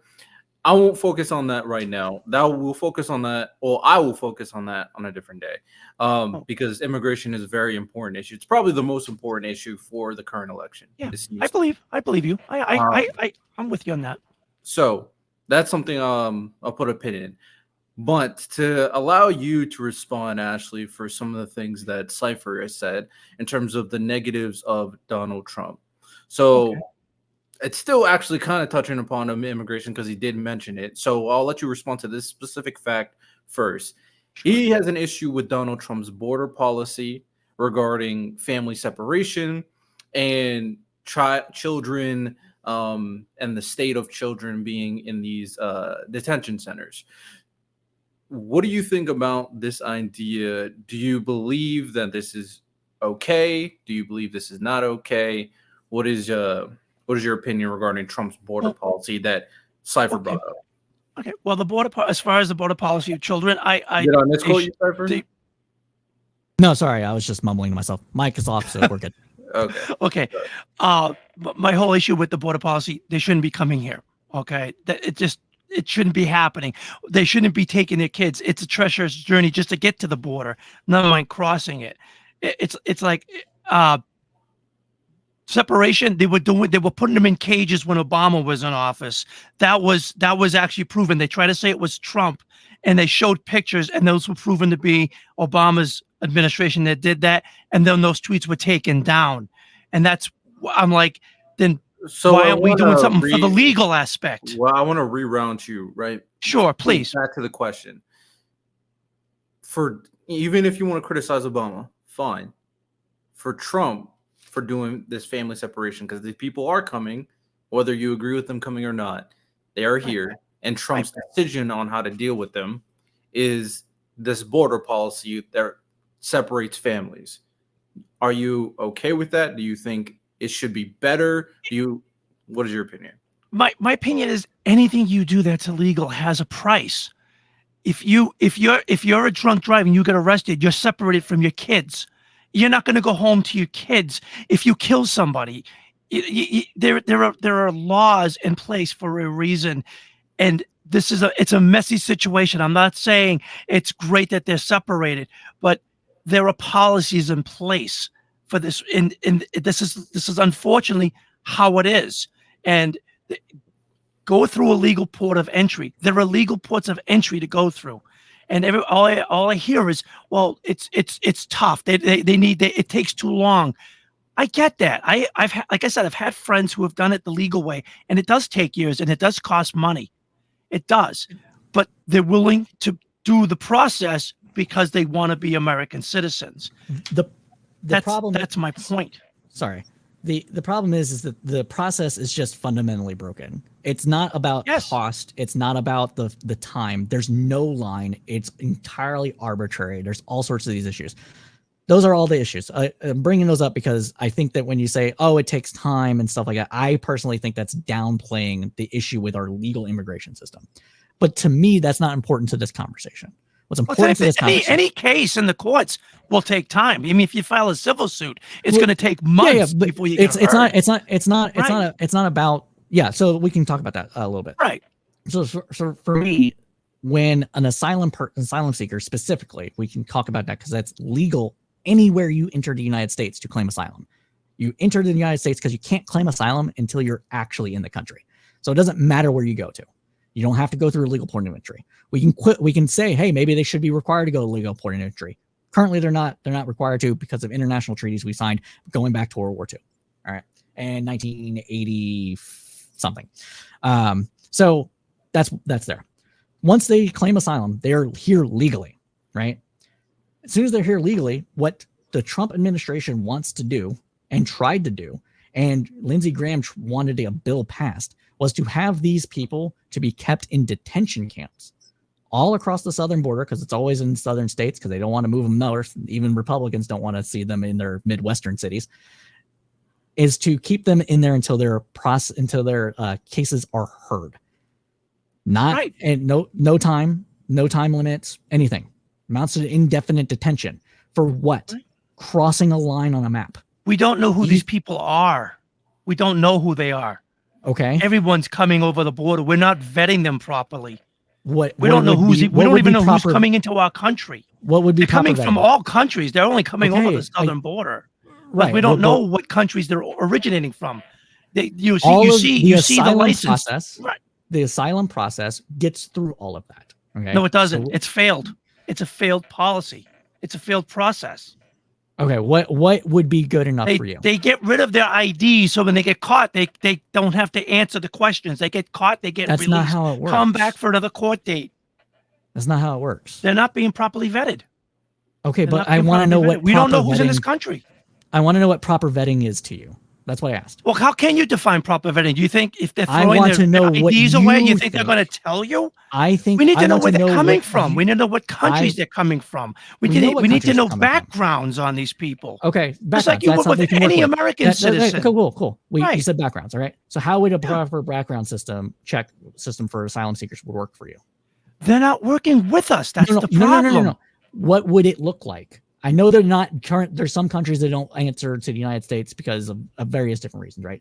But what would a proper system look like? They should have to be able to provide that information. If they're coming here because they're seeking asylum, you would think they would do everything in their power to make it as easy as possible. Okay, bring an ID with you. Bring something with you to show. But they're not. They're throwing away. They throw them away before they get over the border because they don't want people to know. I'm sorry? Where do you hear that information from? I see that on documentaries. What documentaries? By who? Any documentary where they're at the border. You see them picking up the IDs. So I've not been to the border personally. I have not been there. I know, but are these documentaries coming from Daily Wire? Or are they coming from Tim Pool? Where are they coming from? That's what independent. Independent doesn't mean independent. That's the problem. Like we have that issue. We both agreed. We all agreed that there's sometimes independent media is actually ideologically. There's this one. I can't think of his last name, but his name is Peter, and he does drive-alongs with the sheriffs because they can talk openly, and they're disgusted with the border. They're absolutely disgusted with the border.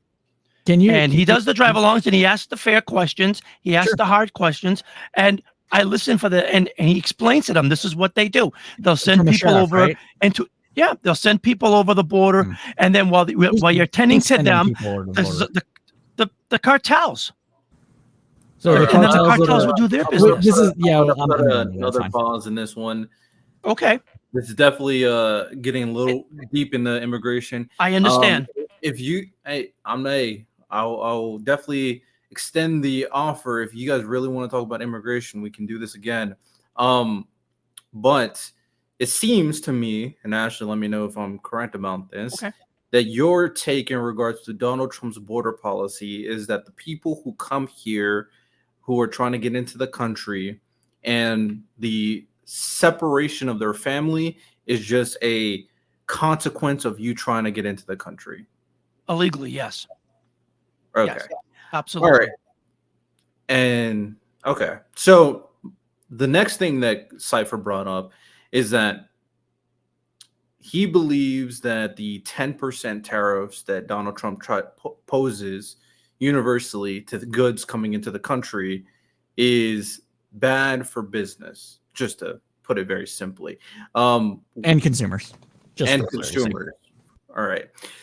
What do you think about that? Do you think that type of tariffs would be good for the country and business? I do. I do think it's good for the country because it sends a message to these other countries they can't take advantage of us. They can't take advantage. They can't just send everything here. There was a point at one time where America was self-sufficient. We did everything. When the men went to World War II, the women made the bombs. We were self-sufficient. We had steel industries. We did auto industries. We did all of that. We didn't rely on anybody. So we can do that. All I keep hearing is about how small businesses are thriving. Then why do you need goods and services from other countries if small businesses are thriving? We did it on our own before. We don't need to be on the knees of other countries. Is there going to be pros and cons? Anything you do is going to have a pro and con to it, but we shouldn't be bowing to other countries. Shouldn't be. How is this bowing to other countries? Because you're telling countries like China, it's okay to send your goods and services here, because then Why you're going to would- mark them. You're going to mark them down, and you're going to put American companies out of business, and other Okay. other So, American the companies issue- are going to go overseas and do the same thing. So okay, so we can work with that. So it seems to me that you're saying it's a bow down because China just has extremely cheap labor, and therefore their labor can be used to put American businesses out of business. They will. They have. No, I'm saying okay, they have, right? So, but that seems to be your issue, right? So it's not. Why would you consider that to be taking advantage of America? It's a communist country. Why are we doing business with communist countries? We're not a communist country. Why? Okay, so I am not a neoliberal, but from the neoliberal perspective, the reason why this was encouraged is because, one, if a country is going to subsidize their steel, and this is their perspective, not mine. This is why, right? So just being clear, because I don't agree with this either. But if a country is going to highly subsidize, let's say, their steel industry and make it extremely cheap for us to buy their steel to build goods and services in the United States with that steel, and all we're giving them is money, which doesn't mean anything. It's just a piece of paper, and we're getting real goods and service for it. Why wouldn't we take that deal? That's theirs. I get it. I So, don't agree but- with it either. Right. But why would that be being taken advantage of? We're getting their steel, just to be clear, we're getting their steel and turning them over paper money that doesn't mean anything. To me, it just feels like you're taking American jobs at this point. Okay. So We were so the American jobs, We were right? self-sufficient. So, there's reasons. After World War II, the entire world was destroyed. So the United States ended up being self-sufficient and building everything for the entire world. So there was that. So it's the jobs, and you feel like that because of the fact that that labor is so cheap in China that it shouldn't.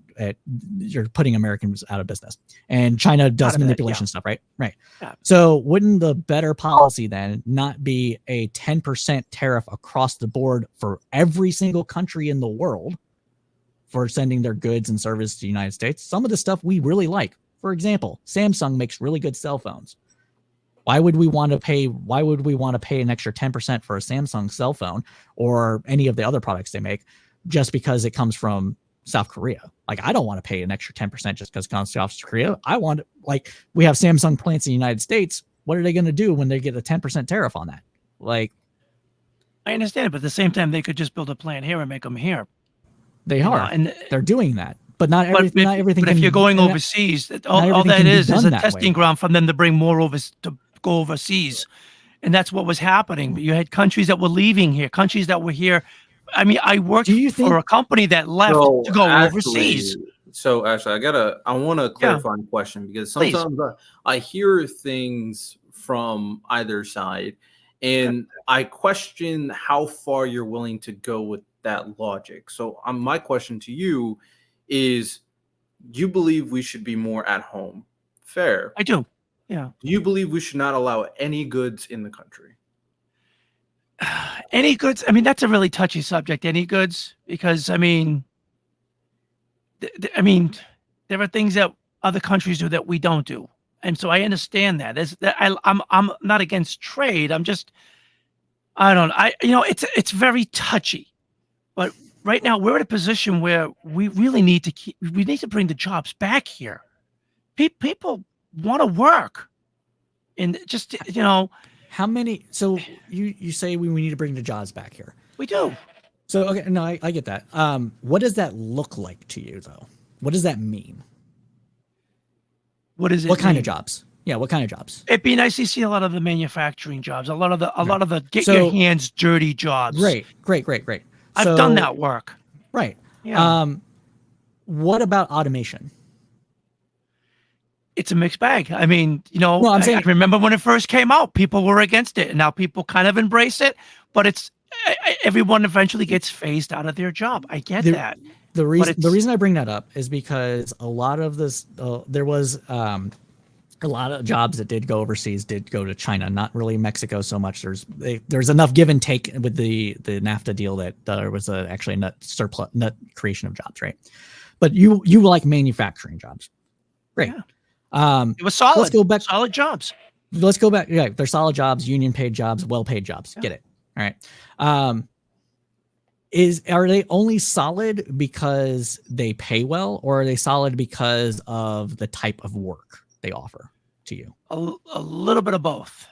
If you had to When I pick was doing one. that, when I was doing that kind of work, it was a lot of, it was job security. There was plenty of work.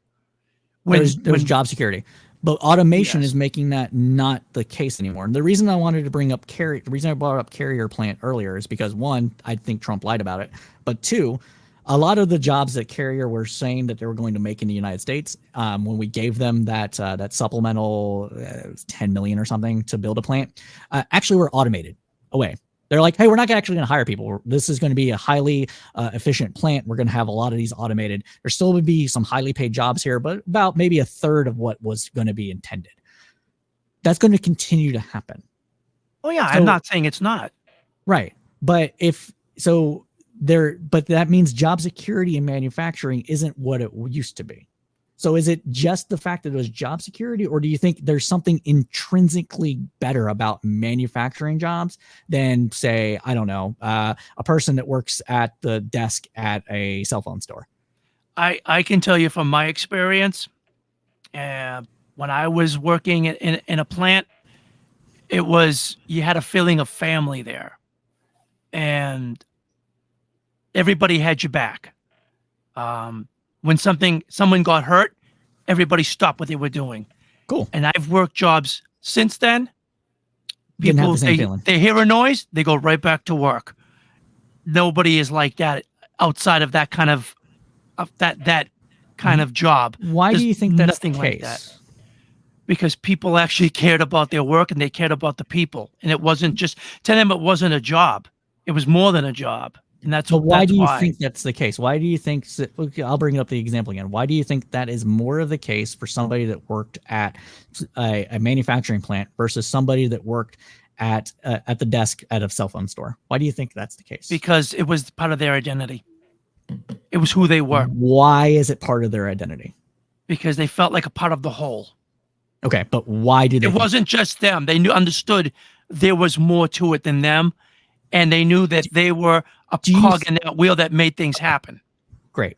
Do you think that is because of an intrinsic nature of manufacturing, or do you think it's because of the union, the fact that people knew each other and job security, or do you think it's just because it's a manufacturing job? The manufacturing job, I think more. I'm not saying the union was more or less. Where I was, it was unionized, and I've also worked jobs that weren't unionized. With jobs that weren't unionized, I think there was more of a disconnect between management and employee. With a union, it kind of kept things more in check. Okay. But I think the feeling on the floor was still the same. It was still, you look out, everybody that worked around you was more than just a coworker. You knew them, you talked to them, you had your breaks with them. When the company threw a function, you all knew each other.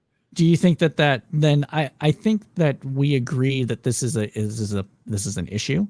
I just don't think it's because of the particular job in question. I think that it's more about the kind of camaraderie that the job entailed due to better job security, better pay, better benefits, better, and all those things. And I think that if we made that kind of thing for more jobs, then you would see that level of community take root in other workplaces. And I think that it would solve a lot of the issues. And then there wouldn't be this feeling of, oh, I'm being taken advantage of, because the job that you would have would be more in line with what you expect a job to be. Do you think that's fair? Like, not saying that you would necessarily 100% agree with me, but agree with my take talking about making it better. I like the idea of going to work and it feels like where I work now, and I'm not going to disclose that, but where I work now, there's a sense of family. If something happens to somebody, everyone's concerned. Yeah. And it's not a manufacturing job. So it does exist, but you'd be hard pressed to find it today. And would I like to see that kind of mindset in the workplace? Absolutely. Who wouldn't? I mean, you take more pride in your work knowing that the company and the people care about you. Absolutely. I think the reason that that's the case, though, is because of the pay and benefits that usually entail for manufacturing and union jobs versus the pay and benefits for a similarly skilled worker or a person coming off the street in other industries. So for me, I work at a non-union job. I work in tech, and I work for a very large conglomerate. Okay. I get paid, but I get paid decent. I get paid pretty well. Every single one of my coworkers knows me. I know every single one of them. I've met some of their kids. We've had work functions and everything like that. And I believe the reason that that's the case is because all of us feel like we're valued due to how the job treats us. And this is because the job is actually, it's a French company, so there's a little more leeway in how they treat people with the culture that entails. But I think that if we got that into the United States in more places, I think a lot of the problems that you're having would go away. Well, I don't think it's necessarily the unions. I think my point is the unions kind of keep everybody more in check. When it's not a union job, people tend to, I mean, there's still drama. I'm not going to say it's a paradise. It's not a paradise. I've worked with grown men who act like 5-year-olds, and it is what it is. You know, you can try to, work the culture, but you can't fix the person. If the person's going to have that mentality, they usually don't last long, or they just get ignored, or both. I've seen the ugly side of it. I don't mind, but I don't mind. Like I said, a decent wage. Yes, it's good to have. Union, it's give or take. It depends on the strength of the union. If the union's willing to back the workers, a lot of them don't. Which ones? The one I worked in, they weren't very. They would stand their ground to a point, and then once push came to shove, they would buckle like a belt. They weren't very. I'm gonna pause this. Sorry. I'm gonna pause this. No, Sure. you're fine. So very productive conversation. At the very least, it seems, Ashley, that you do believe, whether or not you are okay or you disagree with the number, you do believe trade with other countries is good. Now it depends on the resources, and in some aspects, yes. I'm not against trade. I'm not anti-trade. I just think that we could be doing more ourselves. Okay. Yeah. So, all right. The last thing that he mentioned is that there is bias enforcement on certain issues that Donald Trump does while he is president. Do you agree with that assessment? And if you agree with that assessment, do you think it's okay that he does this? Well, I would need to know what this bias is. All right. Feel free to let us know, Cypher. Yeah, so I think that in some of the cases, like I said, with the carrier plant is one. When it comes to regulations, you said the what the plant? carrier plant. That was before he officially was in office. It was 2015. I think it was right after the election, and he was already making like, oh, he's not even president yet, and he's already got this good carrier deal. The state of Indiana agreed to give like $6 million, and the federal government is going to give like another $2 million or something from private. I don't remember all the details. It was something along those lines, like a $10 million total. But Trump negotiated this deal, and it turned out to be just completely bullshit, just to make it look good. And Carrier actually got some additional tax breaks from the federal government to keep the plant after Trump got into office, and ended up taking advantage of those and not doing what it said it was going to do. So more people need to look into this. It was one of the serious things. I was like, okay, maybe Trump could be okay, and the vitriol and stuff, but maybe he could do some good things. And then after that happened, I'm like, we're done. There's also some of the deals that his businesses made. And then he ended up going with some of those stuff in order to get those business deals, at least in my opinion, passed. One of those was negotiating a $5 million, I think it was $5 million or so deal with Saudi Arabia. And then shortly after after that deal went through, there was an agreement to build something for Trump inside Saudi Arabia. So I didn't like that. Similar thing happened with Kushner after the Abraham Accords, were done after he left office. Kushner and the Kushner Group got $2 billion from investment from from Saudi Arabia and the United Arab Emirates to do things. And that's pay to play to me, beyond like obvious pay to play that people should be concerned about. And I'm not here for it at all. All right. Ashley, response. I don't think any politicians are going to be honest with you, no matter what you say. I mean, you can sit there and say Trump did this and Trump did that, but when Biden says tax the rich, he's talking about himself. I mean, he's not exactly just making $400,000 a year and doesn't have more than that. They all have money. And every time they say they want to tax the rich, I always say turn the mirror to yourself, because you guys are the rich, and they're not going to tax themselves. It's not going to happen. The whole tax the rich is a political play. You could sit there and jumble all these deals you want. I'm fed up with all these wars we're having. We're funding all these wars, and that's our money, and we're funding them. And so I mean, I want to reroute you a little bit. So go for it. Yeah. The examples, let's say that you can verify that the examples that Seinfeld brought up in terms of Trump biasly doing things with people he likes while he's president is true, and you verify it with your independent sources. Are you okay with Trump doing that, or do you think it's a bad thing that he's doing that? Well, like I said, it's politics. They all do it. And there's nothing we can do about it. I mean, if you really think they all do it, is it right? I mean, if you think Kamala and Biden are being 100% honest, I got some swampland to sell you. Am I okay with bias? I don't think it's great. If he's biased towards a company and the company can produce, great. If you can work hard and produce, absolutely. I don't have a problem with that.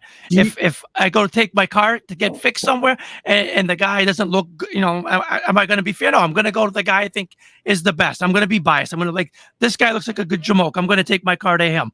I mean, do you think? It depends. Cypher, before you ask your question, I just want to ask one more question for Ashley. Sure. Then you can ask your question. So if it can be proven that Trump is biased, because you just said if he's biased to a company and it's good for the country, great. If it can be proven that Donald Trump is biased for a company and it's not good for the country, would you be not okay with that? I think it would depend on the circumstances of the situation. I really do. I can't just say it's bad. I mean, that would be ignorant to say it's bad. I would need to know why it's bad, what the circumstances are. I mean, I have to know. Yeah. So, and this is part of that. Do you think it is a little weird that after Trump did the Abraham Accords, which didn't actually do anything for the Israeli-Palestinian issue? If anything, it made it worse, but that's a whole separate conversation. Do you think it's a little weird that after that deal went through and there was pomp and circumstance with Pompeo and Trump and Kushner making this grand overture, that then the Kushner Group, Jared Kushner's family's business, got $2 billion of investments from the Saudi government for this deal? Do you think that that's a little weird? Do you think that should be investigated? Do I think it should be investigated? Yes. I mean, that's not for me to decide, but I mean, I'm sure they're going to do it anyway. They're going to investigate it anyway. They're going to do what they want. Okay. Politicians don't have our needs in mind. Was that? Politicians don't really have our needs in mind. They never. None of them do. Okay, that's fine. Do you think though that is there's a reason to investigate that after this Abraham Accords was signed and that there was no give and take for the Palestinians at all, and that there was this grand overture for the Kingdom of Saudi Arabia, that then the Kingdom of Saudi Arabia gives $2 billion to Kushner, basically? Do you think that is a pay to play? Do you think that is at least the appearance of pay to play that should be investigated? Well, I don't go by appearances. I don't know. Okay. I'd rather see proof. Okay. So do you think that Hunter Biden should have been investigated? Should have been investigated? Yes or no? I mean, I'm more upset at Hunter Biden because of what they did prove. I mean, what they did. I mean, what did they prove? I mean, come on, the laptop. I mean, they tried to suppress that laptop in 2020. Give me a break. Okay, so but you don't care about the business stuff that he did. Not really. Business is business. Okay. But you know, you're upset about the laptop situation, but you don't really care that Hunter Biden might have been getting paid play. I care about the laptop situation because it was suppressed on purpose. No, I got you. I'm just making sure. It was suppressed by the media. Like I said, I don't like the media. It was suppressed by the media. Anybody that talked about it was taken off social media. Their videos were taken down. If it was fair play across the board, I would probably be a little bit more open to both sides, but it's not. Okay. No, I got you. If it was proven, though, that was actually a hacked thing from the Russian government, do you think the companies that actually, quote unquote, suppressed it were doing the right thing? Or do you think they shouldn't have done that, even if it was hacked from the Russian government with fake information? Again, I'd have to see the facts, but do I think it should be investigated? Go for it. If you want to investigate, investigate it, but you have to have something that comes out of it. This is a separate question. Yeah. So I understand that you are upset with the media saying suppressing the Hunter Biden's laptop story. Yeah. I think social media made a call and it ended up being the wrong call. Do I fault him for it? Not as much as you do, because it was quickly unsuppressed, like in 2 days on Facebook. I think it was a week on Twitter, or vice versa. It could have been the reverse of that. So I'm not really too concerned about that. My question, though, it was that but my question was about the impropriety of the business that was supposedly approved by that laptop. You don't actually care about that then? Well, again, I have to hear the facts of the case. Okay. I mean, it was investigated and there was guilt found. Was there guilt found? As far as I heard, yeah, he was guilty. He was guilty of what? He was guilty. Well, I know that there were gun charges, illegal gun charges. That wasn't the issue with the laptop. The laptop. So, okay, that's fine. Do you think so the follow-up question to that was, do you think if it turned out that this is not what happened, the story ended up being mostly proven true, there's some questions about how much of the information came from the laptop and from other sources, blah, blah, blah. But the reason why social media actually did what it did is because they were under the impression that this was a Russian government-sponsored hack that was filtering information for political gains and for Russia's benefit in order to smear Biden, as well as make sow chaos within the American system. And the assumption was that there was going to be fake information on on those leaks as well. If that was true, it wasn't, or at least we can't prove that it was true. If that was true, though, should have social media actually did what it did, which is treat it as a hacked leak for an adversary campaign that should be suppressed. Do you think that if that was the case, should they have done that? No, I think the job of social media is to be a platform. Well, a platform for free speech. Not so for, you don't think I think people are smart enough to understand what's going on. I think I give people credit to be a little more intelligent. If they get all the information, if something smells too good to be true, it usually is.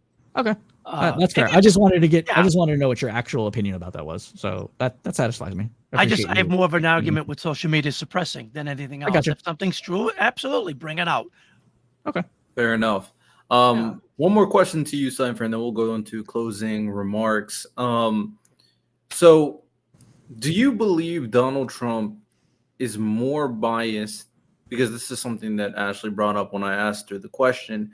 Do you believe Donald Trump is more biased than other political candidates? And let's make this a little bit more direct compared to Kamala Harris. Do you think he is a more biased in terms of his enforcement than a Kamala Harris would be? Or if you can't speculate for Kamala, than a Joe Biden was while he was president? Yeah, I can't speculate for Kamala Harris.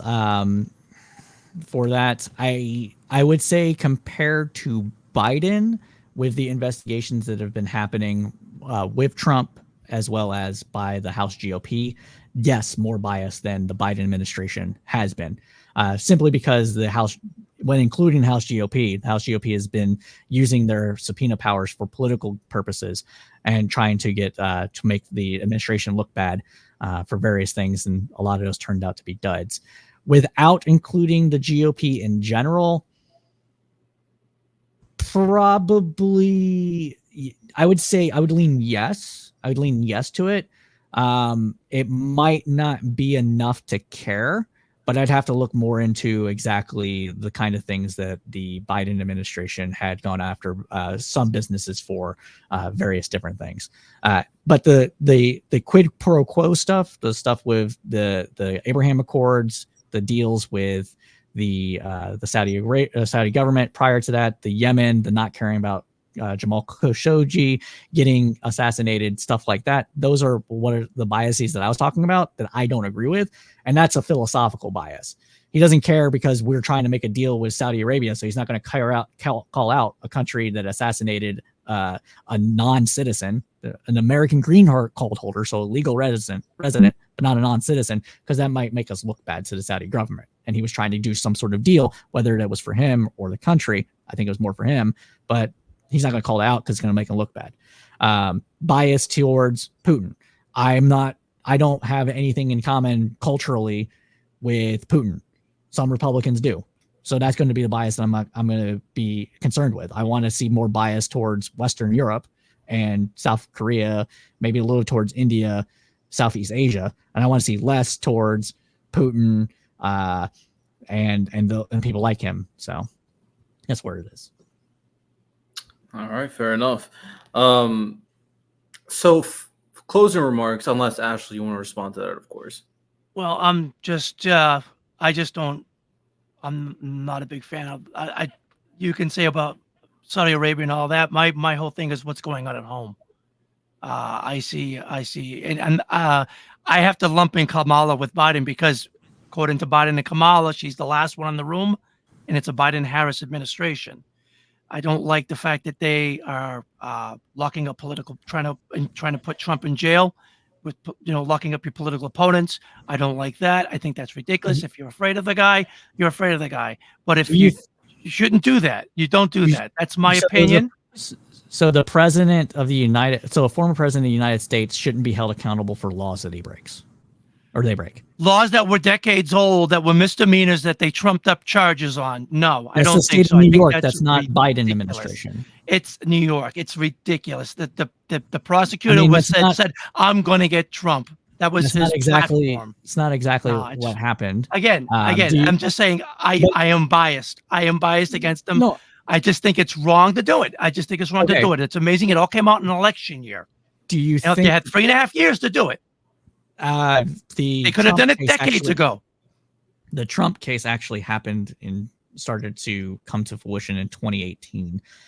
For that, it was put on pause due to a court ruling that said a sitting president cannot be held civilly liable for anything while sitting as a president. So that's why it took time to actually come in. It's not because it's an election; it's because of that ruling. Decades old stuff that was already, it was the decades. But that was for the Trump organization. The case that he is under, that was found guilty of with the felonies, was actually the payments for Stormy Daniels to lie about the fact that he fucked a porn star. The same Stormy Daniels who's paying his legal fees. Give me a break. Stormy Daniels is paying whose legal fees? Paying Trump's legal fees from what was it, 4 years ago? Not 4 years ago, 6 years ago. They already tried this once, and she ended up paying his legal fees. We're gonna put a pin in that one. Yeah, that's not the same. That's not the same case. But it's neither here nor there. But look at the outcome. She's paying his legal fees now. She's trying. That doesn't matter because it's not the same case. So, anyways, my point is that if Trump did break the law, should he be held accountable for breaking the law? Shouldn't they all? Yes. Shouldn't they all? You think Biden's innocent? Biden's not an innocent person. Okay, so but that's just whataboutism. They dismissed Biden's case for taking top secret documents, because he was unfit. He couldn't remember anything. That's not why he was unfit. And we saw that on the debate stage. I did a whole 40-minute breakdown of every single thing that. That's nice. I'm very happy for you, but unfortunately, he dropped out. Not short after that debate. Cypher, I'll allow you. That's Cypher, not hold what on. I'm talking about. Hold on.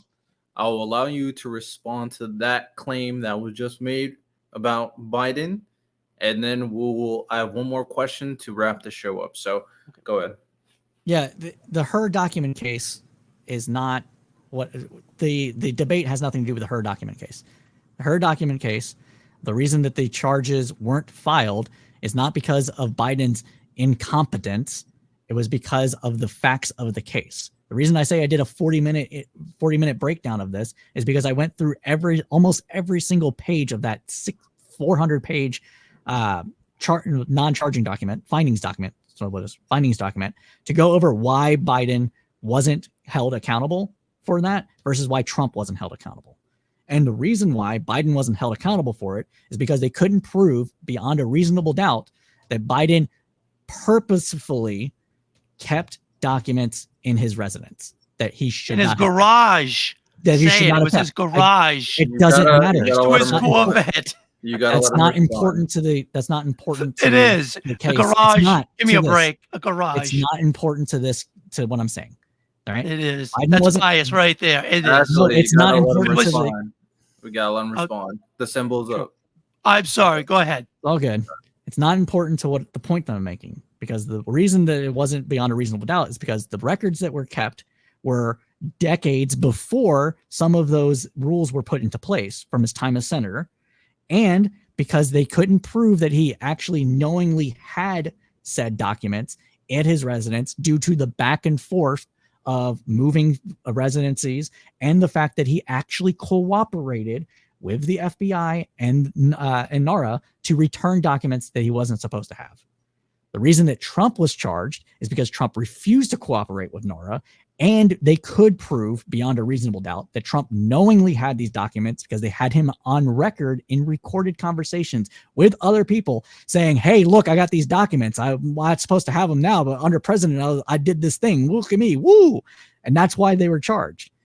Why Biden wasn't. Biden cooperated. Trump didn't. Had Trump just turned over those documents instead of shuffling them around to try to hide them and have some lackeys flood his basement at Mar-a-Lago in order to destroy video evidence of the movement of these documents, Trump wouldn't have been charged either. That's just the facts of the matter. All right. And just to be fair, I will allow you to respond, Ashley. Okay.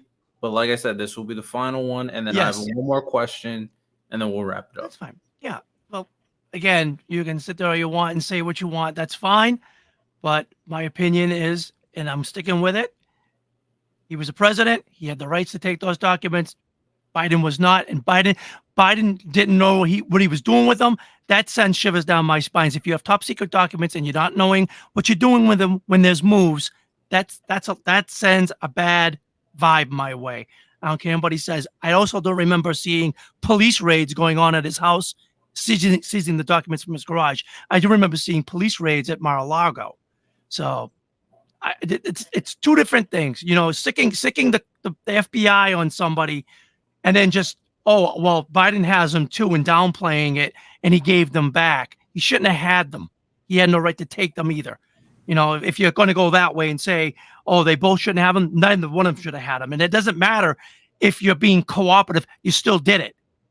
That's a ridiculous excuse. He cooperated, so it was okay. No, it wasn't okay. He had them in his possession for years. Years he had them in his possession. And it was next to his Corvette in his garage. That's embarrassing. At least Trump had them locked up. Give me a break. I mean, come on. I'll end it there. I don't want to get into an argument. I just want to keep it simple. Okay. We'll just leave it there. With that said, I do have one more question. There's a lot of back and forth. Obviously, there's a lot of disagreement. Hopefully, there's some self-reflection in terms of things were said, because I am very much aware when it comes to political debates, the unwillingness and the need to stay strong on your stance and your side, but allowing you to mull over everything that was said is something you can do on your own time. I don't need a agreement of that here. But one thing that I will ask both of you is, do you understand, not better, but do you understand why the people on their respective sides support the candidate that they support? Do you have a good understanding? And is I'm gonna leave it there. I don't want to ask anything further. So do you have that level of understanding, Ashley? You first. I actually don't. I don't.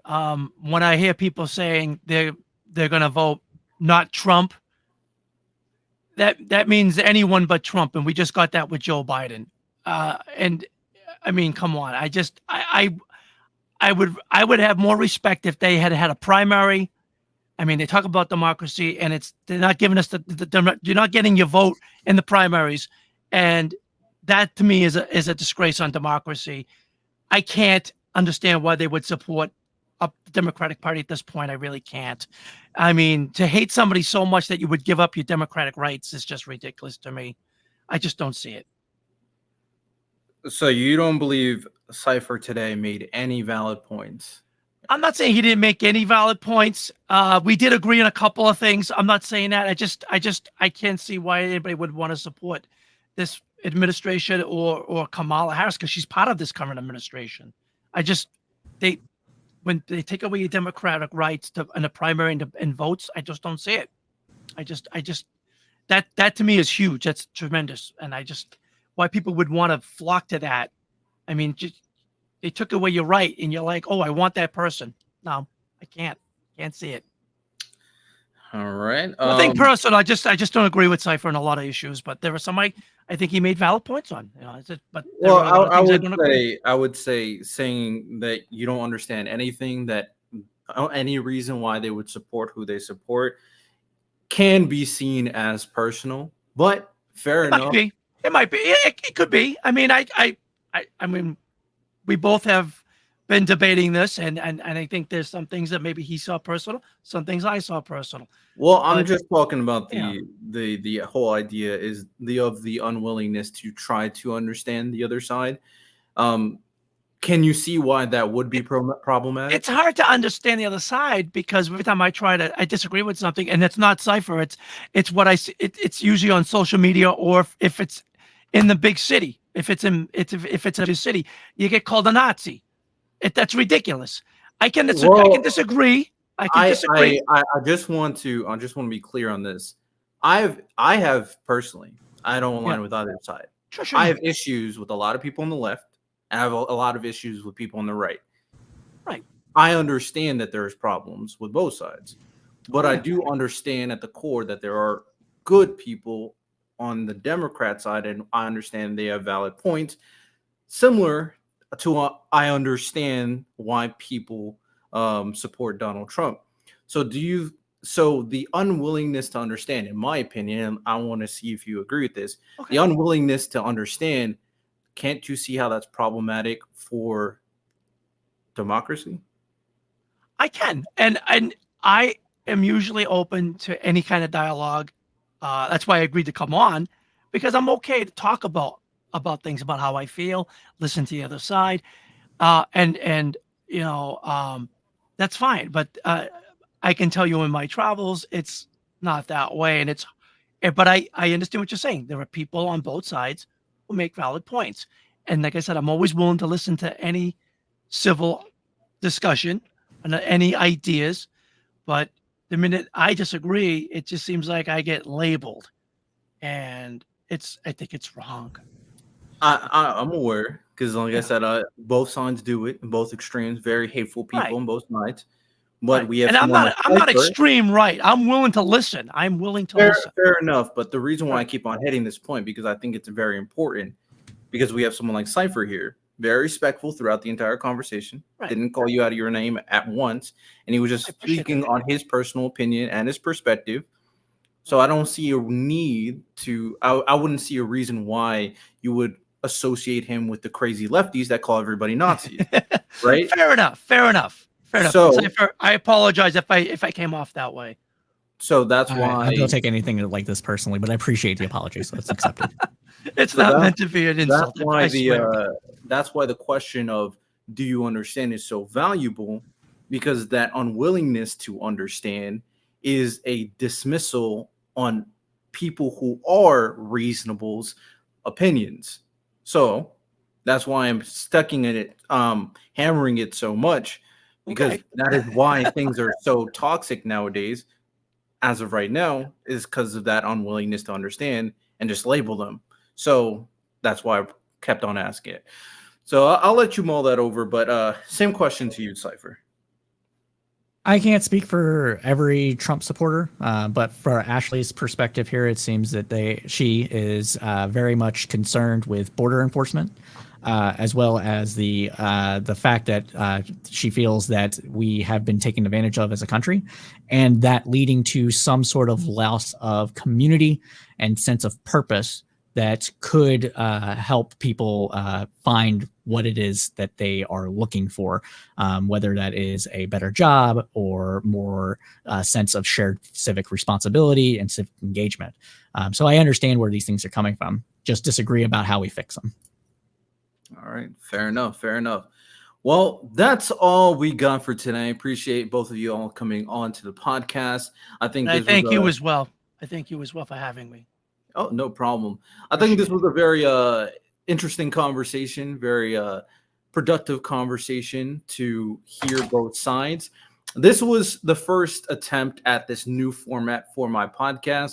Future episodes, I'll be getting a lot more detailed on policy issues. So like I said, the next one will be about immigration, and we're going to get very detailed in that one. But this one was more generalized to really trying to gauge people's opinions on Trump and Kamala to start off. So it was a pretty surface level conversation at the end of the day. Any final comments, remarks, plugs that you want to have? Go ahead, Cipher. I was waiting for somebody to start. Yeah. So final plug. I do run a YouTube channel and a TikTok under Cipher Report. Sorry, it's over here. Camera's backwards. Cipher Report. I try to do deep dives into various topics. We've covered the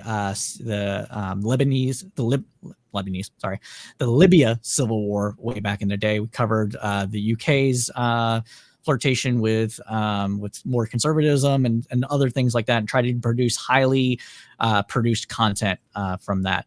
Last episode, like I said at the beginning of the show, was on TikTok. It's a deep dive into all the issues surrounding TikTok, whether it should be banned, what we can do to fix these issues, what should happen with it. And it was about an hour and a half, and I put a lot of time and effort into that. So if you're interested in getting to the nitty gritty of that, go ahead and check it out on my channel. Again, it's on YouTube at Cipher Report.